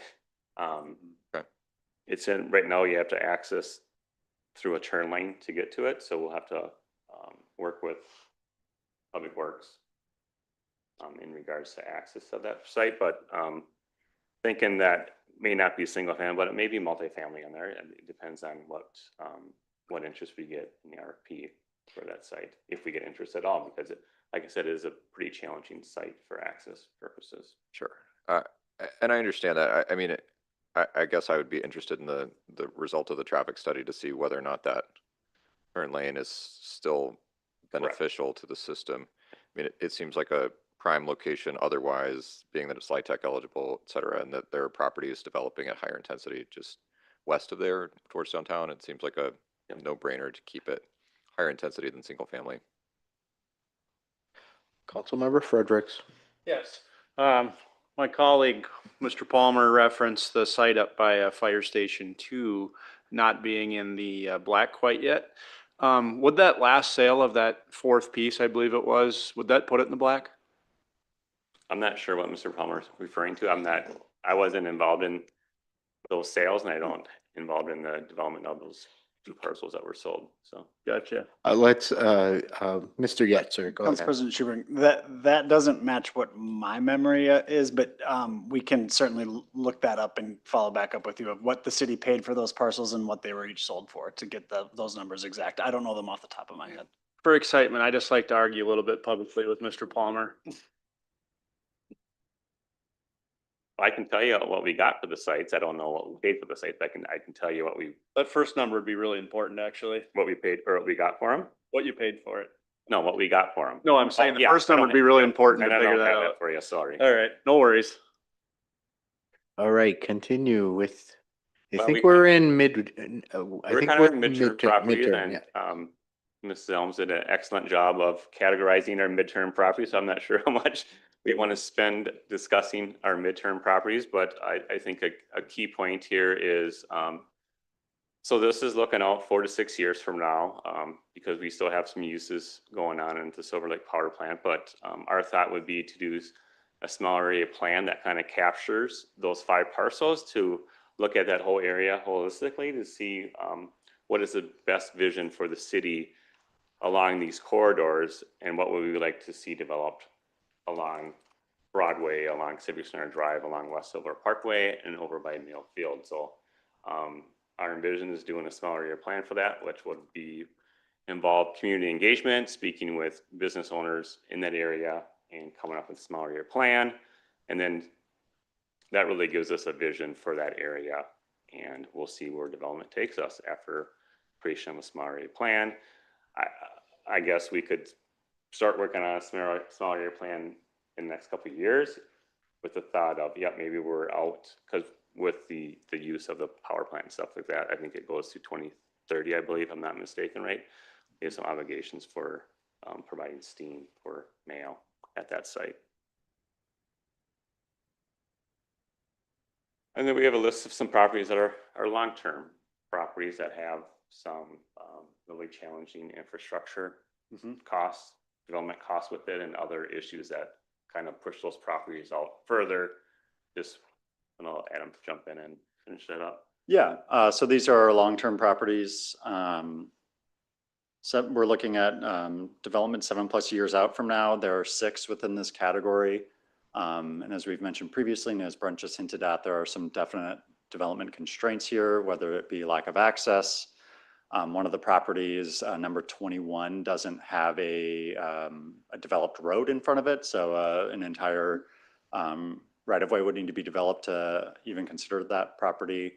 And 3 of these are also parks properties, which we would need to work with the Parks Department on potentially doing a land swap or how they want to convey those properties and eventually see those developed, if that's what we're envisioning. So I would say that these properties are all long-term due to the constraints that are currently there on them. Councilmember Fredericks. At some point, does it make sense if there is a private property owner next to some of these properties? At some point, does it just make sense to offer them a real fair deal on these, to unload them, attach them to an adjacent property, just so we don't have to maintain them and mess with them anymore and spend the time and the efforts? That's something that we could explore. Like, for example, number 17 up there, if you look at it off of 20. Because we're not talking a Yeah, lot of land here. You're really limited to, you have a median and that roadway, I believe, and it's a right in, right out access only. So that's really a challenging site to get anything developed on that site. We were approached a couple years ago about a cell tower interested in leasing this space, but then they moved on to a different location after realizing the challenging access to the site. So Right. I think that's really our presentation this afternoon of these 22 parcels, and are putting them in different categories as far as near term, midterm, and long term. So we've got some council feedback already on our presentation, and we're open for some more. I have a question. If you could go back to the small area plan, and I guess my question is, when we do, and maybe it's a question for Administrator Zelms, when we do choose to do a small area plan, does that come back to the council for approval? I guess I have a question about this plan, and it doesn't have to be answered today, but I'm not seeing the synergy in this site. It's on both sides of the river. It's the plant site and others, and so it seems to be kind of hobbled together to me. Well, I mean, so we're trying to, I think the smaller plan is going to kind of give us a vision for that area. I mean, we do know that there's a number of properties there that have environmental issues, concerns on them. For instance, there's environmental concerns on parcel number 10, number 9, potentially 15 based on past operations there. So that small area plan really allows us to establish a clear and shared vision for that area. So it means probably going to encompass more than just what's shown there, because you're going to probably capture that parking lot to the east of parcel number 9 there across West Silver Lake Road, probably capture the stuff between parcels 10 and 14. I mean, what is the overall vision for this area? And it kind of gives the city and potential developers, yep, this is the city's vision for that. How can I meet that, create that vision, make it come to life for the cities, and so we can meet the council's priorities. Got it. Councilmember Keen? Yeah, thank you. So again, my feedback, I'm good on the near-term recommendations, and I think that is a 0-2 Yep. as opposed to waiting 3 years to start something. Correct. So I interpret it that way to start. Yep. As far as the midterm, I guess I still am not sold on the idea that in 3 years we should be doing that whole northeast downtown, or that the RPU site. The other thing, there's some really good properties there, but we're still sitting on the south side where we have the Legends property, the other parking lot that we haven't developed, that are city projects that are priorities now that aren't going. We've got a small area plan that's mostly private property, that I think those are more the priorities in the next 10 years, as opposed to starting on the RPU one. If there's some reason that that development should happen before the other ones, then that I don't understand that, but that's something that I'm worried we're going to get, too many things up in the air. So that would be my input on the short term. Midterms, again, some of them, the traffic operations building, that might be uniquely interesting to someone because of location. But just that idea of starting to develop that whole thing as a community project, it's bothersome to me when we have that other thing going on right now with the Legend site, the north parking lot, and the whole small area thing that's private property. I think those are more the priorities for the city in the next 10 years as near-term downtown, more so than the northeast. But, I can be swayed on that, but that's my input from what I understand right now. Councilmember Palmer? Thank you. I agree with Mr. Schubring again on parcel 13 and 15, I think are separate parcels that are unique in themselves.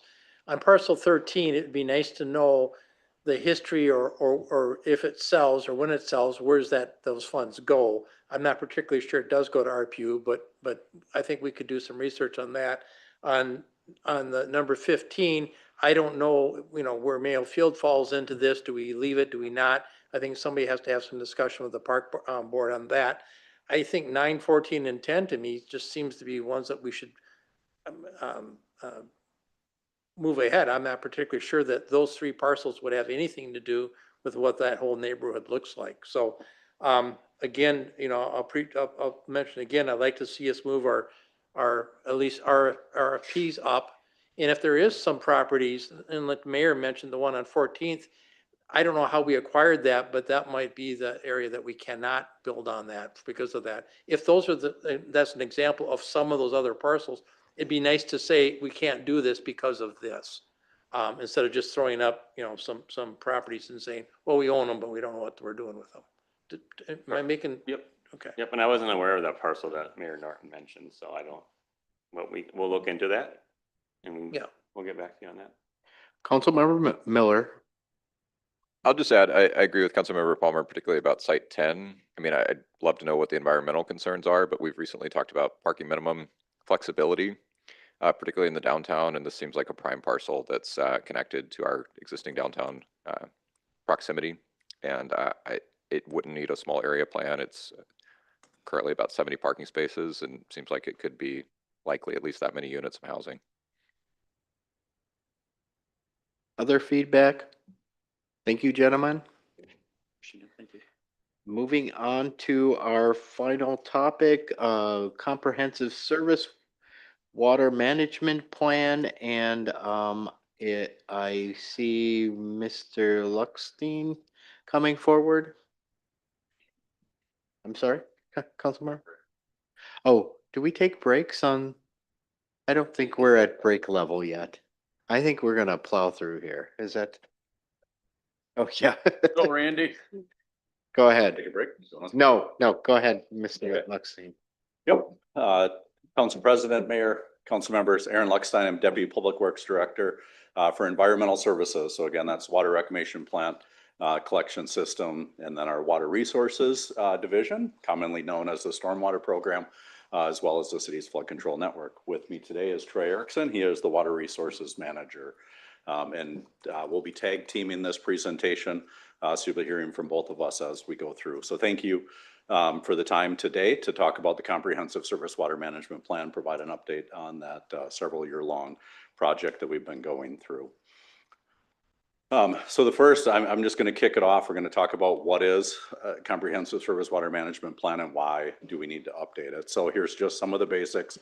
So that the plan itself describes our current surface water and groundwater resource. When we say surface water, that's our rivers, lakes, including our man-made lakes from some of the mining activities, groundwater, both shallow groundwater as well as deep groundwater, and then things like our calcareous fens, Decorah edge, some of our seep springs, like all of those. So that's when we're talking, we say surface water, as well as groundwater, and how stormwater can influence those, whether it's a positive impact, negative impact, and largely that revolves around how our use of the land use impacts those surface waters. Stormwater is a very integral part of how we're using our land. So that's really what it looks at.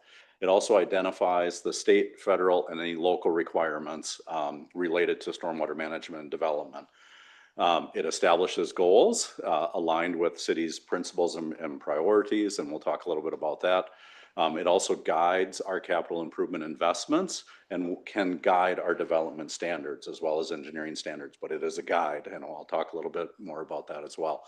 The other is it does cover, again, a wide comprehensive number of items. So water quality, so how much pollutants are reaching some of our surface waters or groundwaters, flooding, wetland protection and mitigation, again, groundwater protection, construction site management. So we look at both during construction as well as post-construction management of stormwaters, and then public education, and there's a few other things as well.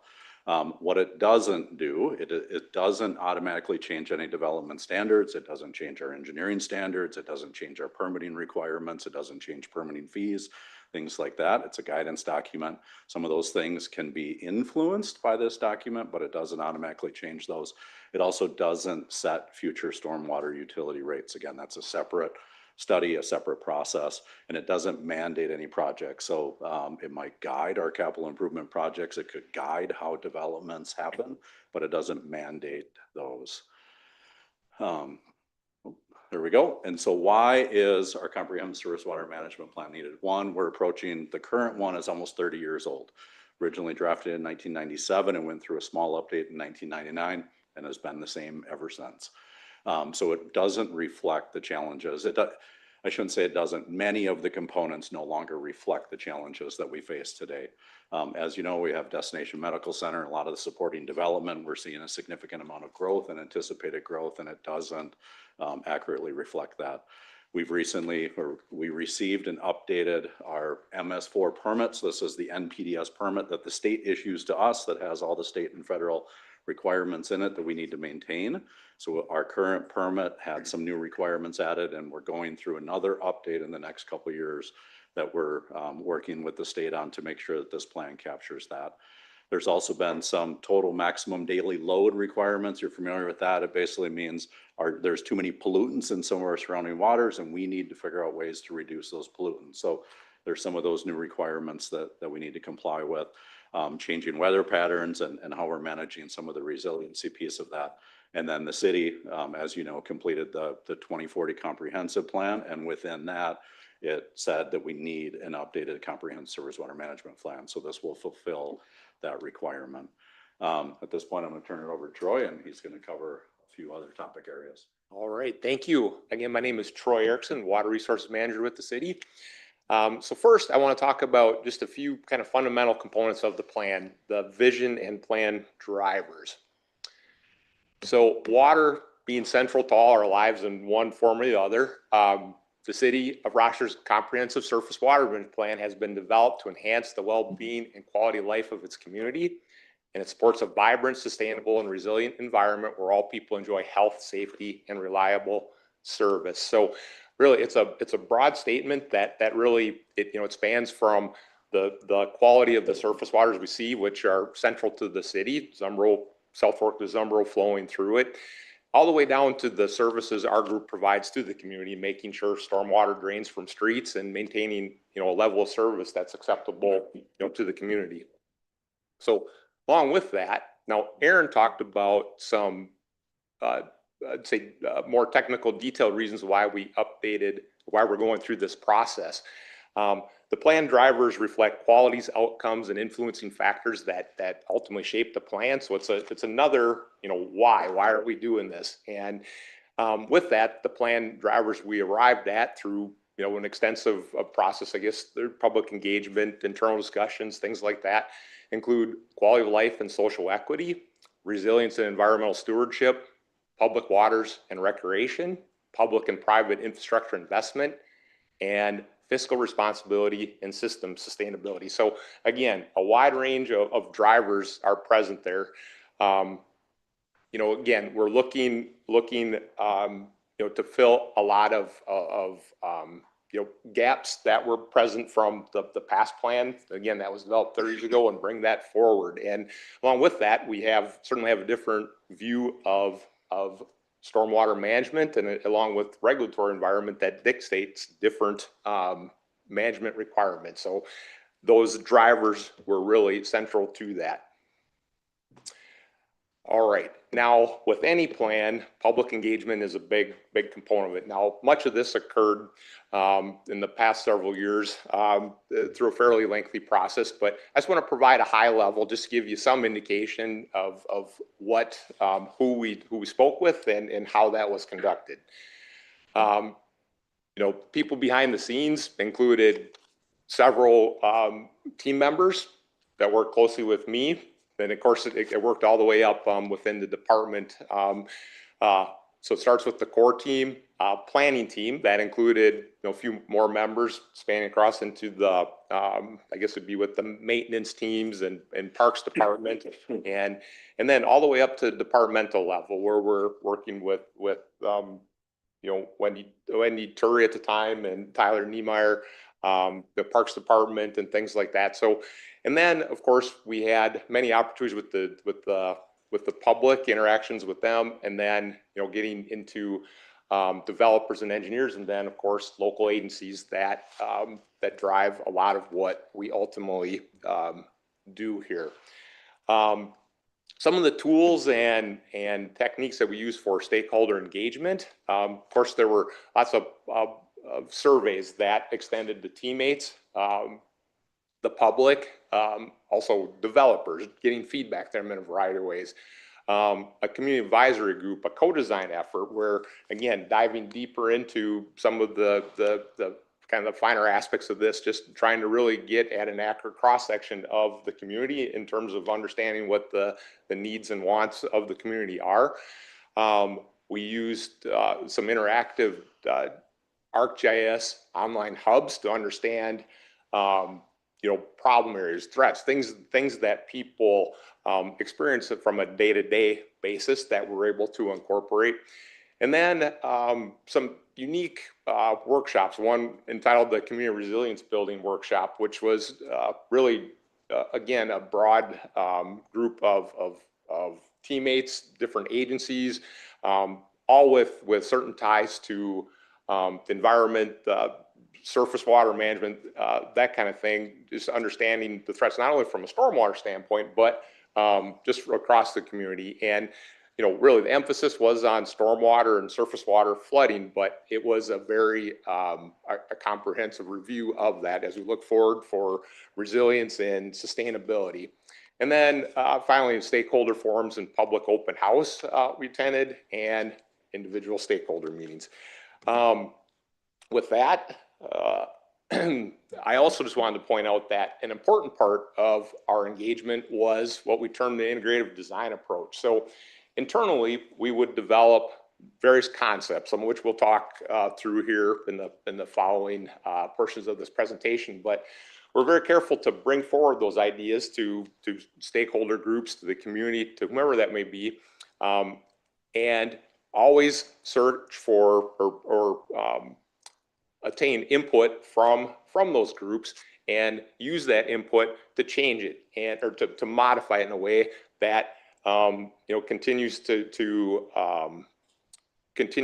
improve, I guess the specific aspect we're looking at. So the graphic you're looking at illustrates that process where it's iterative. It circles back and back until the point where we actually implement that, and that with the ultimate implementation of this plan, the approval of this plan will be its first test, but having gone through many tests leading up to that point, and always looking at it with through the lens of being adaptive in changing with the needs of the community or weather, whatever it may be. So with that, I'm going to move forward and we're going to talk about some key plan components, things that again are important but also unique to this plan, and those include an integrative stormwater management approach, the evaluation of entire drainage areas, planning by drainage district, and then asset management and capital improvement planning. So Aaron will continue with the first, that being the integrated stormwater management approach.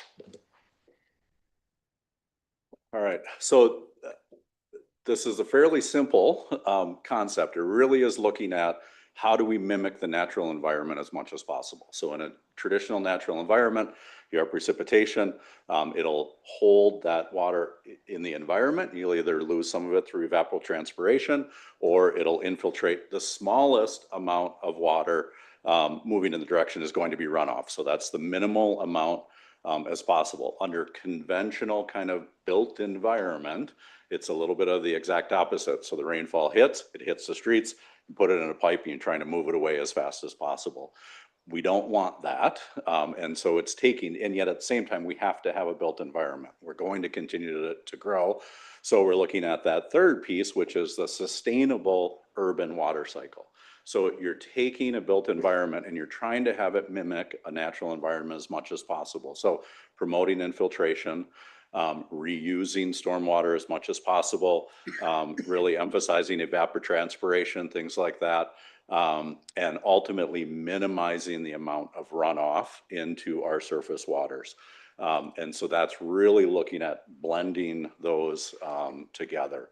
And so thinking about that, there's kind of the full spectrum. So if you're looking at, so my left on the screen, we're looking at the natural environment and those natural assets. So part of the process first is looking at what are the natural assets that we have on the site already that we're working with, whether that's the soils, existing forests, wetlands, meadows, things like that, and what value do they provide? If you can preserve them, that's the best. So instead of strip mining it and building over the top of it and trying to create a natural environment, you use and look at those built environment or the natural environment as an asset. How can we use that in our development process? And then we'll move slowly to the right and you move into the more the low impact development, which are a little more engineered solutions. So we're altering it, but it's kind of mimicking the natural environment. Things like rain gardens, green roofs, bioswales, tree trenches, things of that nature. So those are good. And they mimic a little bit more of the natural environment, but you still have a built environment, an engineered component to it. And then the engineered assets, so permeable pavements, use of rain barrels, cisterns, temporary holding water so that you can reuse that stormwater, things of that nature. And then you have the gray infrastructure. We will always have gray infrastructure. We need bridges, we need roads, we need parking lots, we need pipes to convey water. You're going to have that, but the idea is that's one of the, you should minimize the amount of that once you've gone through this full process. You're not going to completely eliminate it, but you will minimize it. Can so you the other- pause there? Go back to the last slide. Is this requirements from the state and federal government, or is this something that is beyond or more than that? So it's not a requirement. So this is more of an approach that you would look at. Now, some of the requirements do get at this. So if our standards, as well as like the state and federal standards, look at infiltrating as much stormwater as possible. So looking at making sure that your post-construction environment meets pre-construction, that's a push to say infiltrate and hold as much water on the land as possible. So some of these components are built into the regulatory requirements, but it's not as black and white as like what this approach sets up. Keeping in mind that, again, this plan doesn't mandate this. It doesn't say if you're going to develop, you have to go through step by step. This is more of a recommendation and a concept that says when you're looking at doing a development, or when the city is looking at doing a capital improvement project, whether it's new construction for us, building a regional pond, and I'll give you an example, or we're doing a retrofit, that it's better to take it through this approach. And I'll talk a little bit more about why as we evaluate that. I go back to minimum standard from Yep. like a building code perspective, and to me, we should be enforcing at least those. Now, if this is a recommendation that's the like to seize, I'm not particularly sure I want to see that from the city.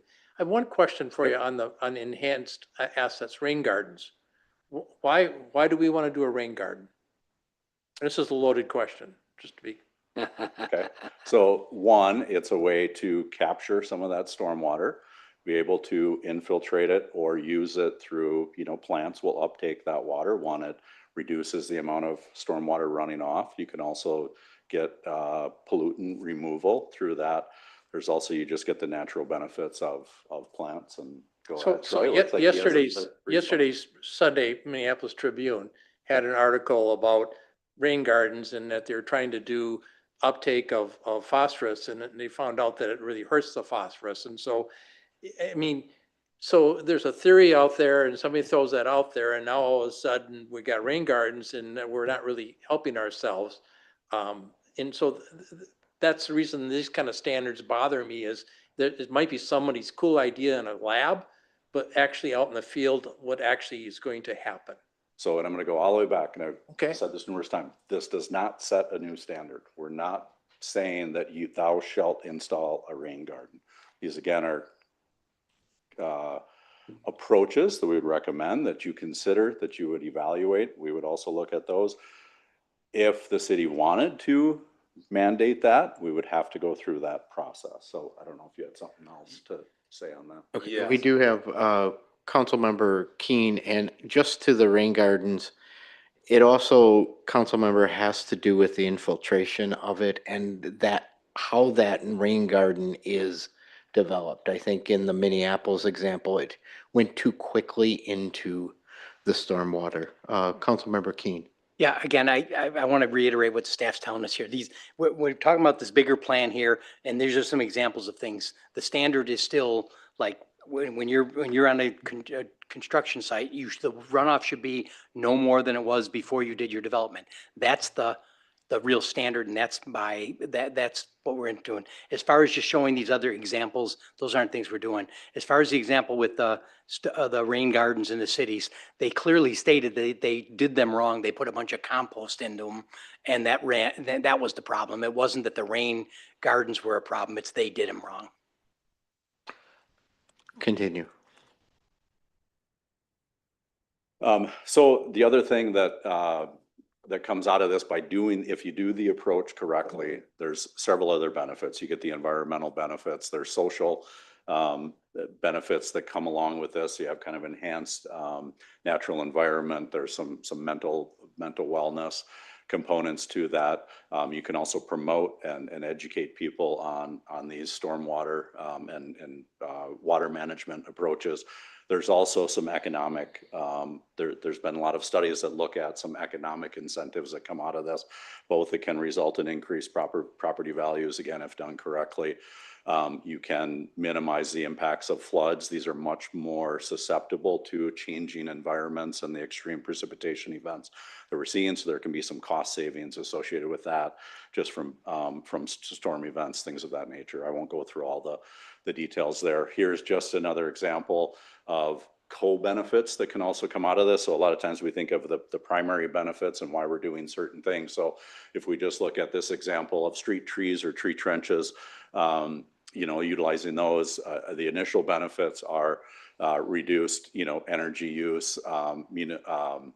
So Anyways, maybe I shouldn't use that one as the great example, but you can sequester and store carbon, but there's also added co-benefits that come out of that, again, with reduced flooding, heat stress, things like that, that can come by adding these into the approach. So this is, I think, hopefully where the rubber meets the road, and you can see the real life example of it. So on my left, again, if we look at a traditional regional pond approach, so if you've heard of the Section 7 pond or TP40 pond, this is the one that we've been looking at potentially building in Northwest Rochester to capture some of the flows coming into the Kings Run area. Traditionally, what you would do is you'd build a pond that meets today's standards. Now, if we looked at 5 years ago versus today already with updated precipitation values, that pond would be undersized. So a historical pond we would have built, you would have only needed 22 acres. Now we're looking at a pond of 35 acres.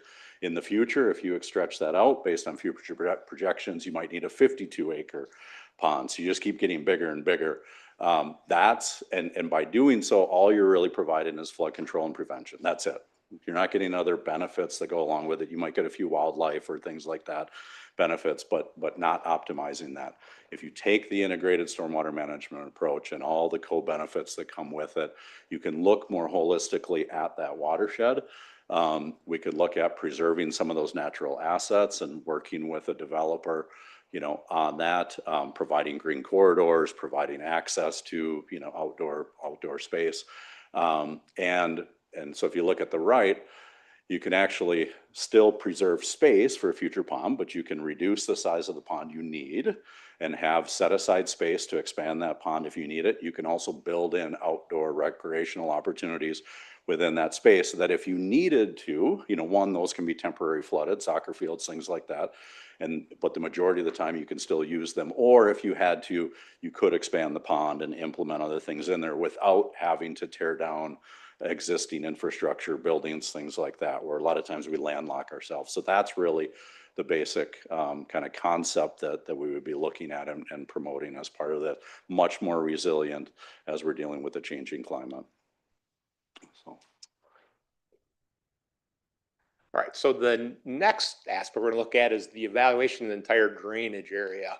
Now, typically, and I think as was done in the prior surface water management plan, only the area within the corporate limits of the city of Rochester were looked at. And that obviously is the meat of what we want to get at, but there's a lot of area outside of the city that influences what happens in the city. So this approach now, we've divided the city into what were termed 10 drainage districts. So drainage districts are in essence the watershed that encompasses each one of the tributaries. So as you can see there, we have Badger Run, Bear Creek, Cascade Creek, Game Haven, Hadley Valley, Kings Run, so on and so forth. So all 10 of those. There's one exception to that. That's the South Fork of the Zumbro River, and that's simply because of the sheer size of it. So we didn't look at that, to the west upstream. There's hundreds of square miles up above that. But we are going to look at that through the core of the city, where it runs. Thus far, we've looked at Cascade Creek and a good portion of Kings Run, and we'll get into some details. So with that being said, Aaron touched on some of the rain events. So this really, by looking at that, this allows us kind of better integration with some work that's been done within, I guess, as part of the One Watershed, One Plan. So there's coordination there, and that's proved fruitful already just with some grant opportunities that are being done on Cascade Creek. It also allows us to look at things from kind of a macro level. We're seeing the flooding and provides an opportunity to update some of that work. If you saw on the last graphic, the current 24-hour, 100-year rainfall event is 7.8 inches. Now there's work being done in terms of projecting what the 100-year rainfall event will be, and through another publication through NOAA for this, we've actually used 10.85, which was, it's a 90% confidence interval of that was used to predict the current rainfall standard. So it's increasing, and that allows us just to project, what flooding may be, give us some idea how we need to plan for resilience and really protecting our resources within the city. So with that being said, looking at things from a watershed scale is important, but ultimately we need to drill down and what does this look like in terms of projects and that can impact our city. So we looked at things really from the perspective of risk. Risk it's the product of consequence. So what is, I guess it could be from a monetary standpoint, but some evaluation of consequence, but also the frequency with which this consequence happens. So you can see on the chart there, on the graph, likelihood, the return period. So it starts off with 100 on the y-axis and goes to decreases. And you can see the chart though, you can see risk actually increases. So really what that does, it really allows us to evaluate, like flood conditions that maybe they turn out to be more of a nuisance condition, but things that don't necessarily eclipse like 100-year event, like you think of big flooding, but it's really the more frequently occurring floods that really cause our problems to residents and people that we maybe don't hear about so often, or maybe we do, but it shows within the modeling. So with this approach, from a risk standpoint, we've evaluated in terms of really three elements: infrastructure, social, and environmental. And we weighted those according to the chart up there. And you can see the metrics within each of those. For infrastructure, looking at critical facilities such as hospitals, power stations, water wells, things like that. Roadway flooding, road safety, that actually has to do with the velocity of floodwaters over the road, and emergency routes. The social element, including like building inundation, so homes that would be flooded, drinking water resources, and social vulnerability. So that includes a number of things from elderly, environmental justice areas, things like that. And then environmental, so looking at wetland sensitivity, tree anaerobic tolerance, so the period of time that they can be inundated before trees will actually die, and then stream bank stability. So again, understanding that floodwaters can really impact those stream corridors. So risk was evaluated as based on those weights, and as I mentioned, it's a product of consequence and likelihood. And within that, we calculated risk according to many sub-watersheds within the overall drainage district. So this happens to be an illustration of Cascade Creek. And it shows how risk was calculated from a 2-year return frequency all the way up to a 100-year return frequency. And you can see now it's all relative. Okay, we know a 100-year storm is much more magnitude and much more impactful, say, than a 2-year. But what this does is it gives you some indication of where things are occurring for all the storm events that happen in between.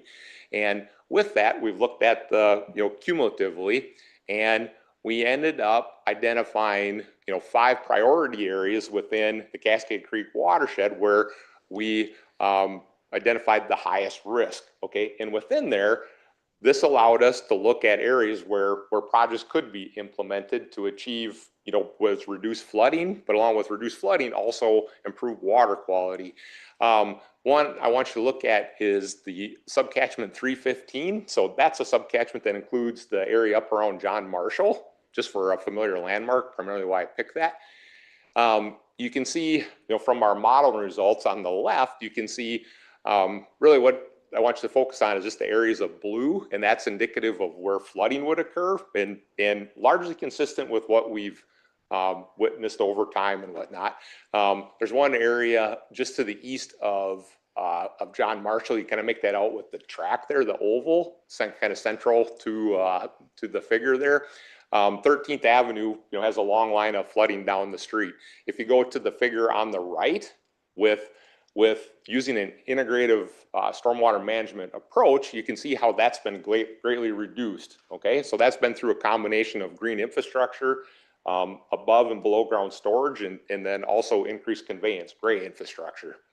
All right, so with that, and within that figure, you can see all those elements called out in terms of, you know, from the legend there, if you look closely. So with that being said, looking at it from that standpoint, then we're able to identify, you know, various volumes of green infrastructure. So in this instance, we opted or attempted to retain approximately 0.8 inches over the entire catchment to store that.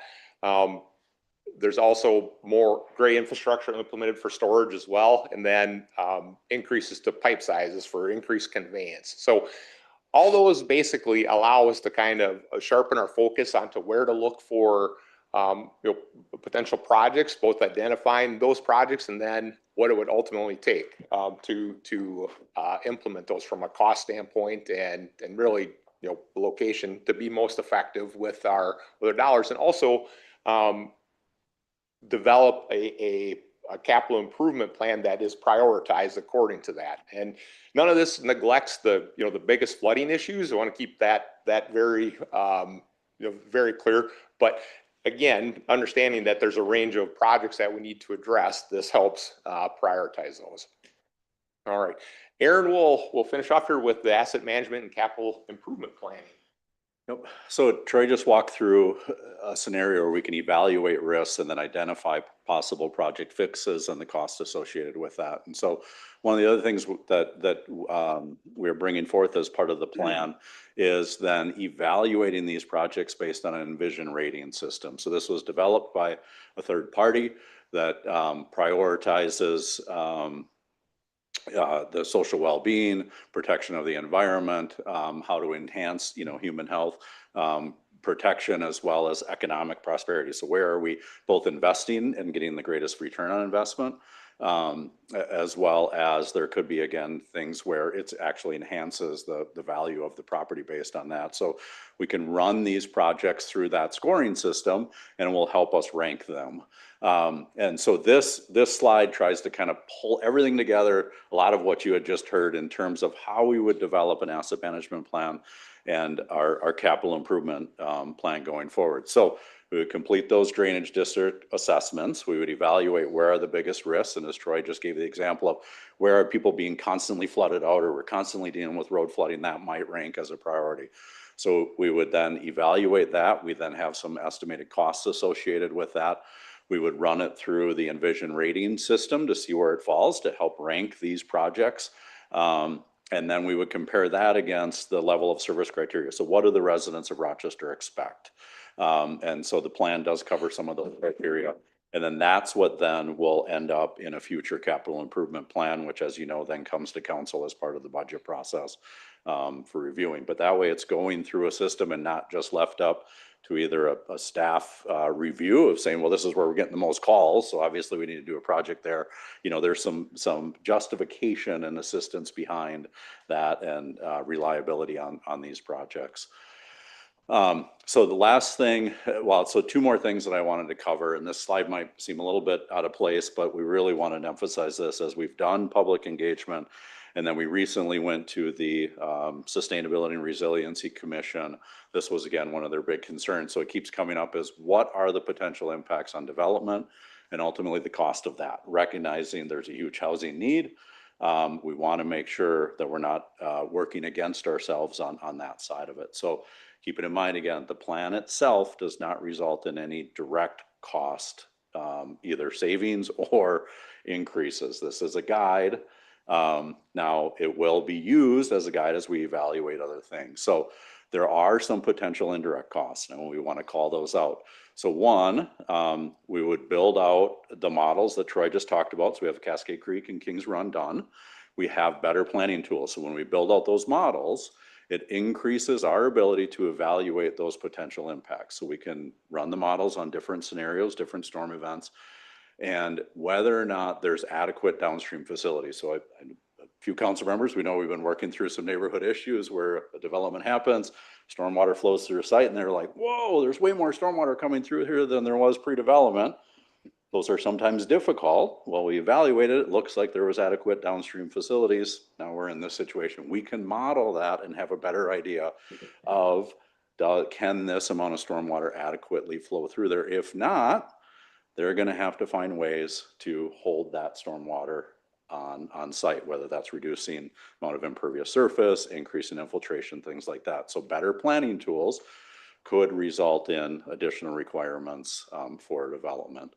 The other thing is, again, the changes in precipitation value. So as Troy said, as we get more data, we can add that in. We can model those different scenarios for those extreme events, which may require them to have to manage for more water.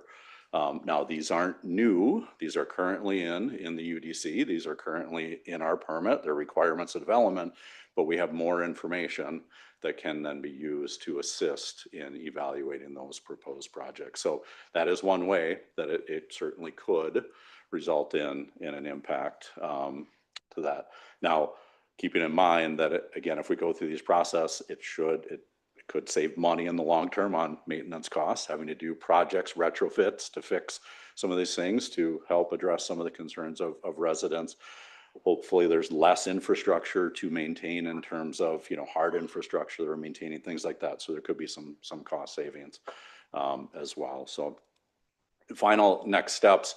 So one, we are wrapping up, kind of doing the final review, making sure, spelling errors, things like that, that the document is good to go. Plan to send that, estimated to send that to council members in August of this year, so next month. It's a large document. I can't remember how many pages, but it's a couple hundred. I'll just give you a heads up. So we want to get it to you and give you adequate time to read through that.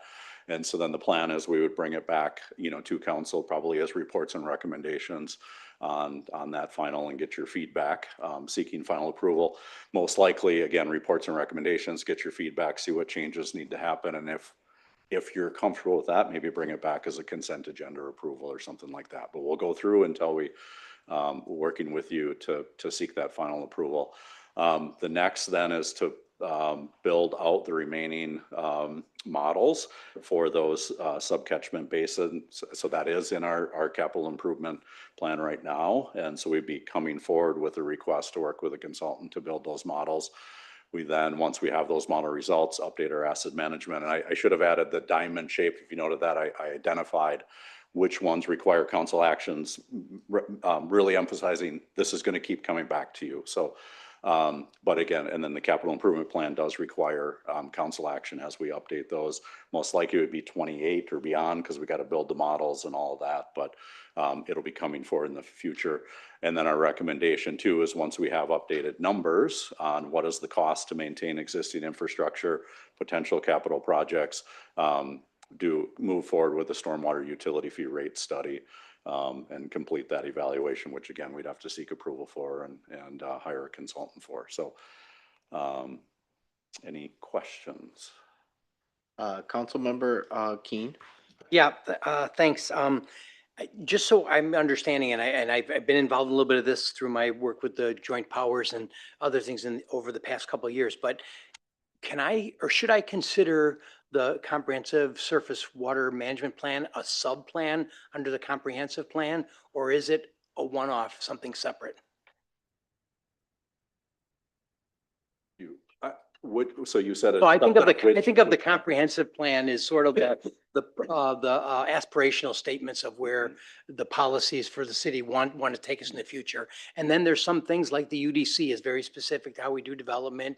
And then there's like the active transportation plan. And I think of this as another plan underneath there that basically fleshes out that comprehensive plan. And I'm asking if it doesn't sound like it's something you developed it with, but that's how I'm thinking about it. Is that helpful? That's correct. Yep. So we have the Planning to Succeed 2040 comprehensive plan. It does take into consideration, stormwater management, surface water management, as well as like active transportation, things like this. This would be at that level where it works in conjunction with the larger city comprehensive plan. Good. That's specifically focused on the comprehensive surface water management components. Keeping in mind, again, we still have the UDC. that has the development requirements. And that's on the in development there. side. Yep. That's an important split too, because I'm not talking about specific rules for somebody or even or permitting type of changes. I'm talking about the policy sort of direction. And then from underneath there is how we develop our specific permits or our specific standards. Correct. Good, good. You mentioned the models, and I'm trying to make sure, I mean, I don't read too much into this, but if you have a model for Kings Run or if you have a model for something, can you do a desk exercise where you'd say, if we got 4 inches of rain over a 10-hour period that came from here, here's what would happen? Or is that level of detail just couldn't be? Yeah, you can do that. There are some limitations, but you can very much. In fact, something that we lean on as well is actually like inputting, like for calibrations, actually input. So calibration, trying to make sure the output from the model matches reality. So with that, we've actually used radar-based rainfall information, so we know where rain fell and at what rate and that kind of thing. Input it to see the response from the model. So absolutely, we can do that, and right as a predictor of what could happen, or just trying to understand what did happen. Good. I'm glad to see that. I'm glad to see starting with the Northwest because of all the construction that's going on or all the development. And we really don't have, when you look back at the 1980s doing the reservoirs, there isn't a big one up that way. And again, just for my peers here, this stuff's really important to me because Rochester is in a bowl. The water comes in from all directions. My first year on the council in 2019 was the last time we had a really bad rain year in Rochester. And you don't want to go through too many of those. It's a bad time. There's a lot of the way that Rochester is on a lot of these hilly neighborhoods and that there can be a lot of damage. And you start out with all this, what we're doing. I mean, we're protecting property and life with how we manage the stormwater. And you don't have to look far in our national news to see what can go wrong when those things aren't watched out for very closely. So I'm very supportive of what you're doing here, and I think we've really gone about it in a very professional way. I mean, you talk a lot about the idea, like, are we sustainable and doing this other stuff? But at the end of this is public safety and protection of property, and I think we're going about it the right way. Councilmember Wall. Thank you. First, I would say that my wife and I live on one of the city retention ponds, and it is a great joy to watch the stories being told out there, especially through wildlife and the influx and the outflow of water. Sometimes we grieve when it gets too low, but then we know it's doing what it's supposed to, right? It's retaining our water. It just really is a joy. And last year we got a lot of water. The first time I saw the overflow function of that particular pond. I hadn't seen that in 5 years, but boy, really exciting. It's great stuff. It works. Why are we doing this now? Why didn't we do it 10 years ago? Why did it take 30 years? What's the precipitator for this? So if we go back to some of those first slides, we have some of those drivers that are doing it. So one, the new permit. So initially when the permit came out is when we started this effort. It actually started in 2020. It's taking longer than it should have, quite honestly. But we've continued to work on it over the last 5 years to bring it forward. So it's changes in what we're seeing within development. Obviously, we had pulled forward on Bound come forward in the middle of that. Large predictions for increased, housing in this area. There's been a few TMDLs that have been updated. So those are a lot of the drivers, plus the recognition that as we've dealt with storms like 2019 and things like that and deal with localized street flooding, we recognize we need to take a bigger picture look at this and put together the plan. The last one is the Planning to Succeed 2040. It called for a new plan. That was one of the big drivers. Council directed it, and so we brought it forward. So I consider Rochester to be well blessed with staff, including the two of you. I'm thankful for your work. Are other cities undertaking the same depth of study that you are doing? Or what does a place like Fountain do? You just get rain and just whatever happens, happens? Yep. So great question. So yes, other cities are doing this. A lot of cities similar in size to Rochester, smaller, you know, Twin City suburbs, things like that are going through similar type efforts. Some of the concepts that we brought forward are not new. They're being implemented in other cities. And so it's worked. So we're modeling some of those ideas. Smaller cities, it certainly is more of a challenge, but they also traditionally don't see the development pressures that Rochester is seeing. So theirs is just more driven by what are the permit requirements that the state hands down, and that's what they implement. So, Thank you. yep. Councilmember Palmer. Thank you. We have sales tax extension money for the flood control. Are you planning on using some of that funds to help out with this? Great question. So not in the development of the comprehensive plan and not in the development of the models or things like that. Now, what could come out of those model scenarios, and as we look at reconstruction projects, things like that, or ideas, certainly, I suppose that could come up and evaluate that as a potential funding source. So if we use the example of the Section 7, you know, pond, if that's going to have significant protections from flood control, we would evaluate that as a funding source. But most of what we're looking at would be stormwater, you know, funding. It's things like localized street floodings.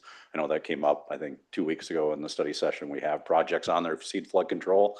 Many of those are stormwater because they're either flooded intersections or flooded properties, things like that, not your traditional, when we say big flood control projects. So that answer your question. Well, it's, I guess, a dividing line between stormwater and flood control and where exactly do we go? Or how do you decide, you know, if it's local street flooding that goes from your stormwater? Is that what you're trying to say? Yeah, so what we're going to look at is going to be stormwater funding. So I would say the differentiation between it is, one, is it associated with the existing city's flood control network? So whether it's a reservoir, the conveyance, the levees, things like that. That then is flood control, and stormwater is things like streets, stormwater ponds, things like that. Now, as we evaluate flood protection and conveyance projects, we will evaluate what is the appropriate funds to complete a project. Is it stormwater, or does it meet the specific criteria of the sales tax funding requirements? And so that we'll evaluate that. I don't have any great examples, you know, for you right now of where we would evaluate some of that, other than maybe the Section 7 pond, again, looking at the flood protection that is provided by holding back some of that water up in the Kings Run area and providing better rate control there. Administrator Zelms. Actually, I think that Mr. Lickstein got there, but basically you'd be looking at what percentage of value is there to the flood control system versus the stormwater system. Are you getting something that otherwise you might have had to build separately with the flood control funding? And then I see you have a fee increase looking at for your stormwater evaluation. Don't we have a lot of money right now in our stormwater fund? So one, I don't believe I said there would be a fee increase. We would evaluate those rates to the. Well, evaluate and then go down, so. Now, it could be a rate increase, but we would evaluate that in looking at that. And yes, there is a surplus. When you look at our capital improvement plan, if we were to execute the projects on there, that balance significantly is reduced, but that will all be taken into consideration should council authorize us to pursue a stormwater rate study. And how many about ponds do we have in Rochester? Ooh, I'm gonna look to Troy for that. How many ponds? Public ponds would be about 170. Okay. Plus or minus. And so today I sent a note about one that wasn't mowed. I mean, don't we have them on a mowing schedule that you're mowing every couple of months? They are on a mowing schedule. That's correct. So thistles this tall is not on the schedule, or? It's on the schedule. We're seeing there's lots of priorities this year in terms of from a vegetation management. So they're typically mowed twice a year.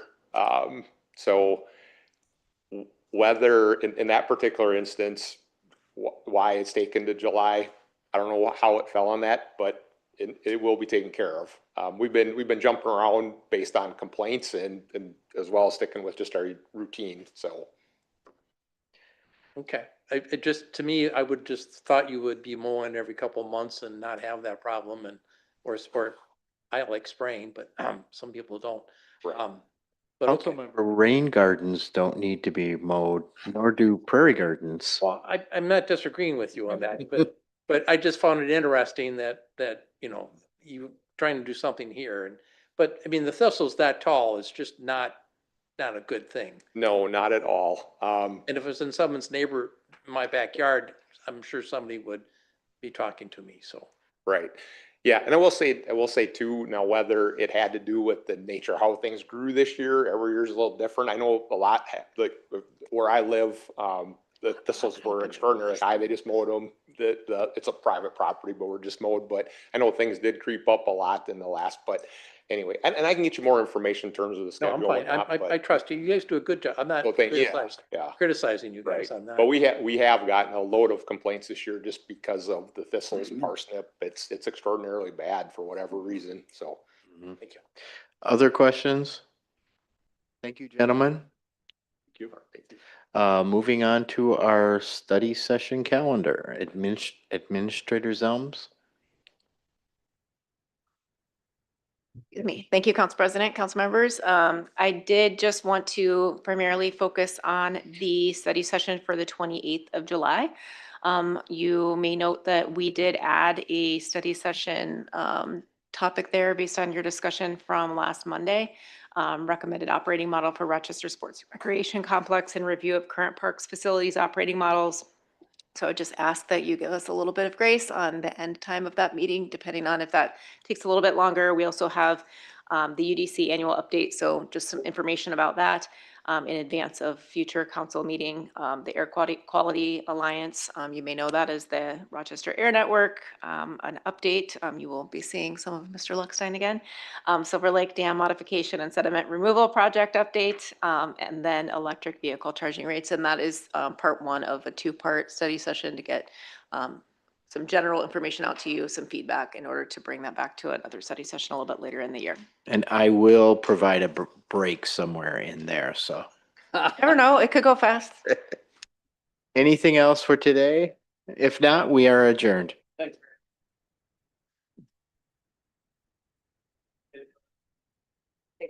Recording stopped.